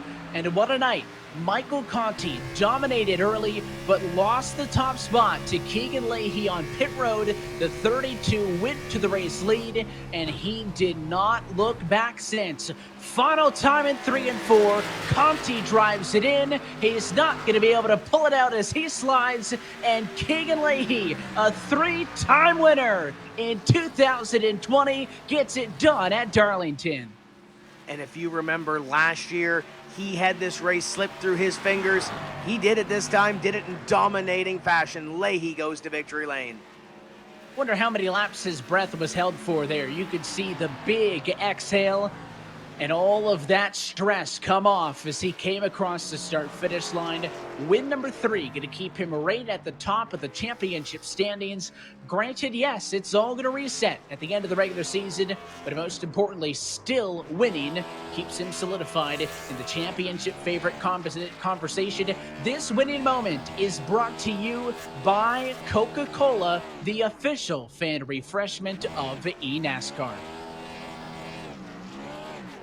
And that throwback scheme that he has, Evan, that 32 car, won the last time it was here in 2003, albeit Keegan Leahy had a little bit more of an advantage tonight, but he parks it on the start-finish line, a winner at Darlington Raceway. Not quite as much of a nail-biter, but that's exactly how the number 32 wanted it to be. No doubt about it late, as he was at its best when it mattered the most, and Keegan Leahy going to take home the checkered flag. Conti closed a little bit. He's parked on the start-finish line. Keegan Leahy continues an extremely impressive 2020 campaign. His race wins earlier this season coming in pretty exciting fashion. A season opener at Daytona, and then most recently at the Brickyard, Indianapolis Motor Speedway. Seems to have a knack for getting it done at the most thrilling of venues, and I believe this will mark career win for Keegan Leahy. You talk about these drivers padding the stats and moving on up. I think that'll be career win number 8 for him. That puts him still 6th all time. Let's rewind though. Take a look at our Coca-Cola move of the race and what got the job done for the 32, Tim, and it was getting it secured on the restart. And there was a few of these restarts throughout the middle portion and the early portion of this race. And there it is right there. Keegan Leahy, so rock solid in that number 32 car. They were fighting for position number 2 on most of these restarts this evening. And that's what got him the race win. The Coca-Cola move of the race was all these restarts. Over and over, and in the sim, Tim, he controls the restart between when the pace car dives down and the green flag actually coming out outside of the restart box. It's much more open than what you see in NASCAR Cup Series racing. Gives a lot more control to the control car.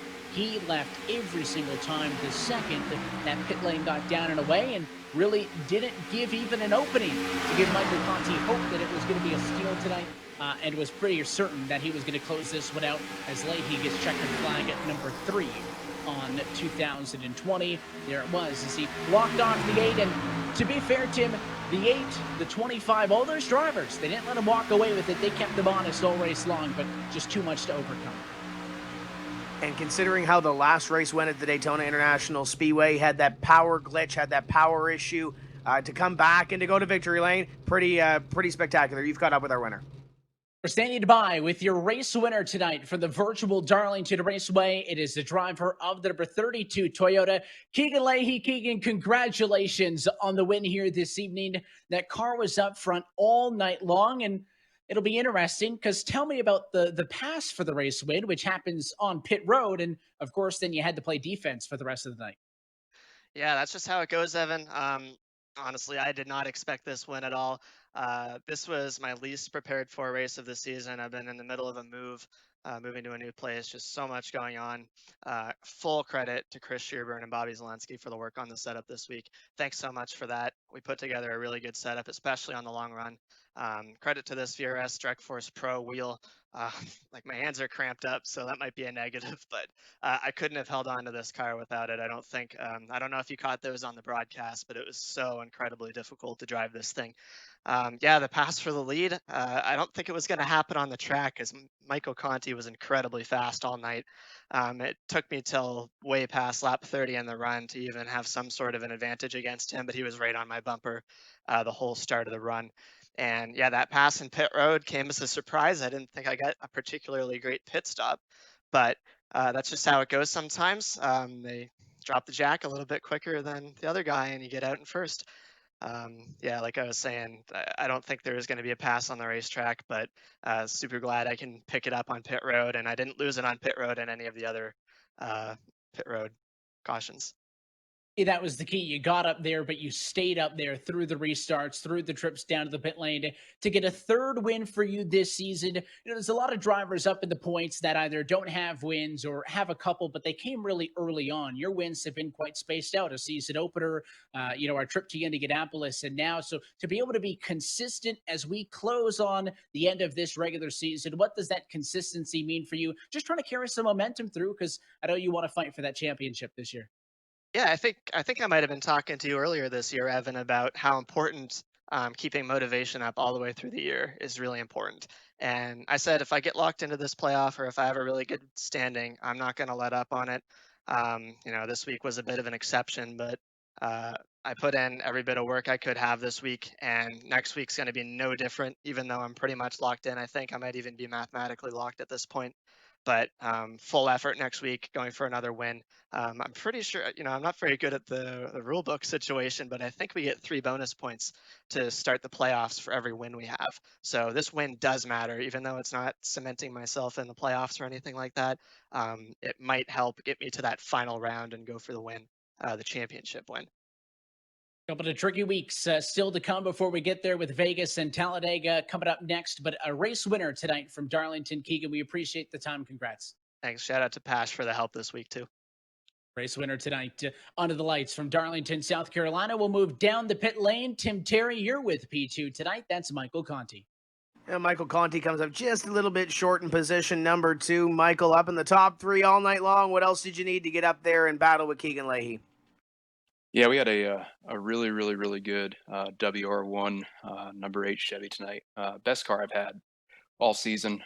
Thanks to the guys for really making that happen. Car carried me tonight, but yeah, we didn't really have any opportunities to pass. It may have looked like I didn't attempt to make a move on the broadcast, but I mean, it was pretty much next to impossible to pass a car of equal speed on the bottom. You would just lose all of your momentum and then be vulnerable to the people behind you. So we just played it smart. I made a couple moves on them, didn't work. If we could have gotten out in front of them, I know we could have held them off. Really, really look back to that first pit stop when we lost the lead, and unfortunately, just the first pit stall, you don't get good traction out, and those guys got around me. But again, super excited to get the car up front. The guys at Junior Motorsports deserve cars that are up front, and the last 3 or 4 races haven't been great. So to get them back up in the top 5 of the second here tonight is really good, and it puts us in a great spot going into Vegas in 2 weeks. You talked about that rebound. Vegas in 2 weeks, and we go to Talladega. You're going to get a little bit more of a cushion in that points picture going in. Does it make it any easier going into these final 2? It definitely takes some of the pressure off. Last race at Daytona, we had a 51-point lead going into that. Unfortunately, got caught up in that first wreck with Bolton. Again, no wrongdoing on his part, just unfortunate. And that cut the lead a little bit. Wasn't too bad, though, but I'm not really sure where the points shook out after tonight. But with some of the guys around the bubble finishing in the back, I know that should put us in a pretty good position going into Vegas, where we should be pretty decent. And then hopefully going into Talladega, we can have more than a race lead. So if the worst thing happens there, which would be finishing last again, it wouldn't be too bad. But again, I can't thank these guys enough that I work with. I've worked with the same group for 3 or 4 years now, and we work so well together, and we haven't always gotten the results we needed, but it really showed tonight. So thanks to them. Thanks to some other people out there that have really kept my head on straight the last couple months, especially. I want to give a shout out to Tree. He's watching. He's been a big part of this the last 4 years. So I can't thank him enough for his support, and just really thankful to come out of here with a good finish. Now, before we let you go, your team or your roommate finished in position number 4. You finished in second. Is there any celebration tonight? I don't think he's too happy with fourth. I mean, he's thankful that he's got some points. I mean, I could ask him how he feels. Logan, how do you feel after that? Get him on the camera. He's feeling pretty good. Okay, he's feeling pretty good. Yeah, he wants an interview, but you have to finish a little bit better for that. So sorry, Logan. Maybe next time, right? Is he camera shy or something? There, I can try to move it. Let's see. Where is he? Can we see him? There he is over there. I don't know if that's facing him, but that's the best I can do with what I've got. So, Tim, it's always good talking to you too, buddy. We've been doing this a long time. It's cool to see where the series has come. Coke is really taking it to the next level. So big thanks to them as well. It's good to see you again. Michael Conti coming home with position number 2. And Evan, great run for him and a great run for the guy in the 25 car. Nick Ottinger finishes third. Yeah, it's a great run for Nick Ottinger, but it is a timely run for him as well, because it's going to give him a lot of critical points now with just 2 weeks left to go in the regular season. Chatting now with the driver of the 25 Chevy. Nick, how big is this P3 for you? Huge. I mean, we got one more race till we hit Dega, and we just want to build a cushion till we go to Dega. And our Logitech B team we're putting together some string of good runs. I mean, we had a chance to win a couple weeks ago at Daytona, and just bad line. But I mean, we're putting a string of good races for these playoffs, and everyone at William Byron Esports. I mean, John's putting better qualifying efforts, and just we gotta get him a little bit better finishing positions. But I mean, end of the day, for us as a whole team, man, this is big. This is huge. The closer you can get to 45 ahead of the cut line going into Talladega, going to help you guys out with Vegas due up next, a race that maybe going to have a little bit less unpredictability than Daytona past and Darlington here this evening. What's the prep work going to be like going into that one, knowing that that's kind of your last guaranteed look at kind of controlling your own destiny in this whole deal? Yeah, well, we're not going to change much of what we've been doing here with who we work with. I mean, we work with John a lot and work with Michael Connie and Logan Clampin. We're not going to change much. I mean, our goal every single race is to bring a winning car, no matter if we're battling for first in points, eighth in points, or really dead last in points. I mean, that's the goal each and every week. I mean, we go weekly and race by race to perform at our best ability. And I mean, right now we're just putting a good string of races together. And Vegas it's been a good track for me. It had the results there. I mean, but you're going to probably have to build for a little bit more of a pack style racing there and make sure you have a good handling car for maneuvering from bottom to top. Well, we dealt with the business. I'll ask you a fun one before we let you go. What was it like having, I think, the youngest throwback paint scheme in the field here tonight, representing the boss man from just a couple of years ago? If I read correctly on social media, you guys surprised him with that one? Yeah, man, it sucked for so long having to really keep it from him, because I knew for a couple of weeks what we were doing. But I mean, to see a smile on his face, to see something so special to him and to William Byron Esports, I mean, it was definitely on that video. I mean, he was so happy to be able to see it. I mean, we ran practice laps Saturday and he got to see it in virtual person, I would say. And I mean, it was cool. I mean, anytime you can pay homage to your car owner, and him being young, I mean, yeah, it's cool, but I mean, it's so special for him to win a championship in that scheme. And hopefully done proud tonight, getting third. And I mean, we're going to keep our head forward and bring a good car for Vegas. Well, it sounds good, and it certainly looked good up front here tonight. Nick, thanks for chatting. Congrats. Yeah, thank you, man. You guys have a good one. Your P3 finisher tonight from Darlington. Let's take a look at your full race results tonight from this one. And a big thanks, Keegan, Michael, and Nick, for chatting with us. 1, 2, 3. That is a lot of critical points, Tim, for those top runners, all drivers in that playoff 8. Yeah, and how about Malik Ray finishing in position number 5 here this evening? You look down the list, Justin Bolton had to go. He got up into the top 15. Dylan Duvall as well. There's a driver that's fighting for the cutoff. And, of course, the rough nights for some of the drivers involved in incidents. Jimmy Mullis was looking to gain on a playoff bubble. That does not happen tonight with a P26. Zach Novak looking to gain on a bubble towards the relegation. He was involved in incidents. Casey Kerwin up front for a lot of it. Does not finish up at the front. That really hurts his hopes as well for the relegation. There is your updated points coming out of this evening. Not officially, Ray Alfala maintains his playoff bubble for the top 8 by 20. But Tim, nobody plus 90. So we don't have anybody officially locked in yet. Expect a lot to happen headed out of the next race. But everybody now this side from Christian Challoner on down, mathematically eliminated from fighting for a playoff spot. Yeah, 24th on back. Those guys are going to be fighting they're going to be fighting to get into the top 20, 23rd on back. They're going to be fighting to get into the top 20 to make sure that they are in this series for next year. And there are a lot of big names that don't want to go through that Pro Series to try to get back in here for 2021. The one battle ends, they pick up that next battle to try to stay into this. So now we look ahead, Tim. We go to Las Vegas Motor Speedway 2 weeks' time. Another one of those tracks that has been on the schedule in this eNASCAR Coca-Cola iRacing series for years and years and years. Got a realistic expectation of what we'll see in the penultimate round of the regular season? Yeah, I think we're going to see some more manageable racing at Las Vegas, and then we're going to see the Talladega Super Speedway round. So you kind of got what you had here tonight, and you kind of got to control your own destiny in 2 weeks' time at Las Vegas before we go into Talladega if you want a playoff spot. And we hope everybody tunes in with us then in 2 weeks' time. But until then, that's it for us here tonight from Darlington. So on behalf of our entire team at iRacing, NASCAR, and everybody downstairs working on the crew tonight, for Doug Hunt, Tyler Maxson, James Pike, Tim Burns, Alex Horn, Jake Kennedy, Sean Ambrose, Malik Streeter, Michael Watson, Cisco Scaramuza, our producer, Jew Adamson, for Justin Prince down on pit road, Tim Terry, and myself, Evan Pasoko. I want to thank all of you for tuning in and congratulate Keegan Leahy, a 3-time winner 2020. We're back in 2 weeks' time from virtual Viva Las Vegas on Tuesday, September the 22nd. That race and every race of the 2020 eNASCAR Coca-Cola iRacing Series can be found exclusively here on the iRacing Esports Network and streaming live at eNASCAR.com. Until next time, good night from Darlington.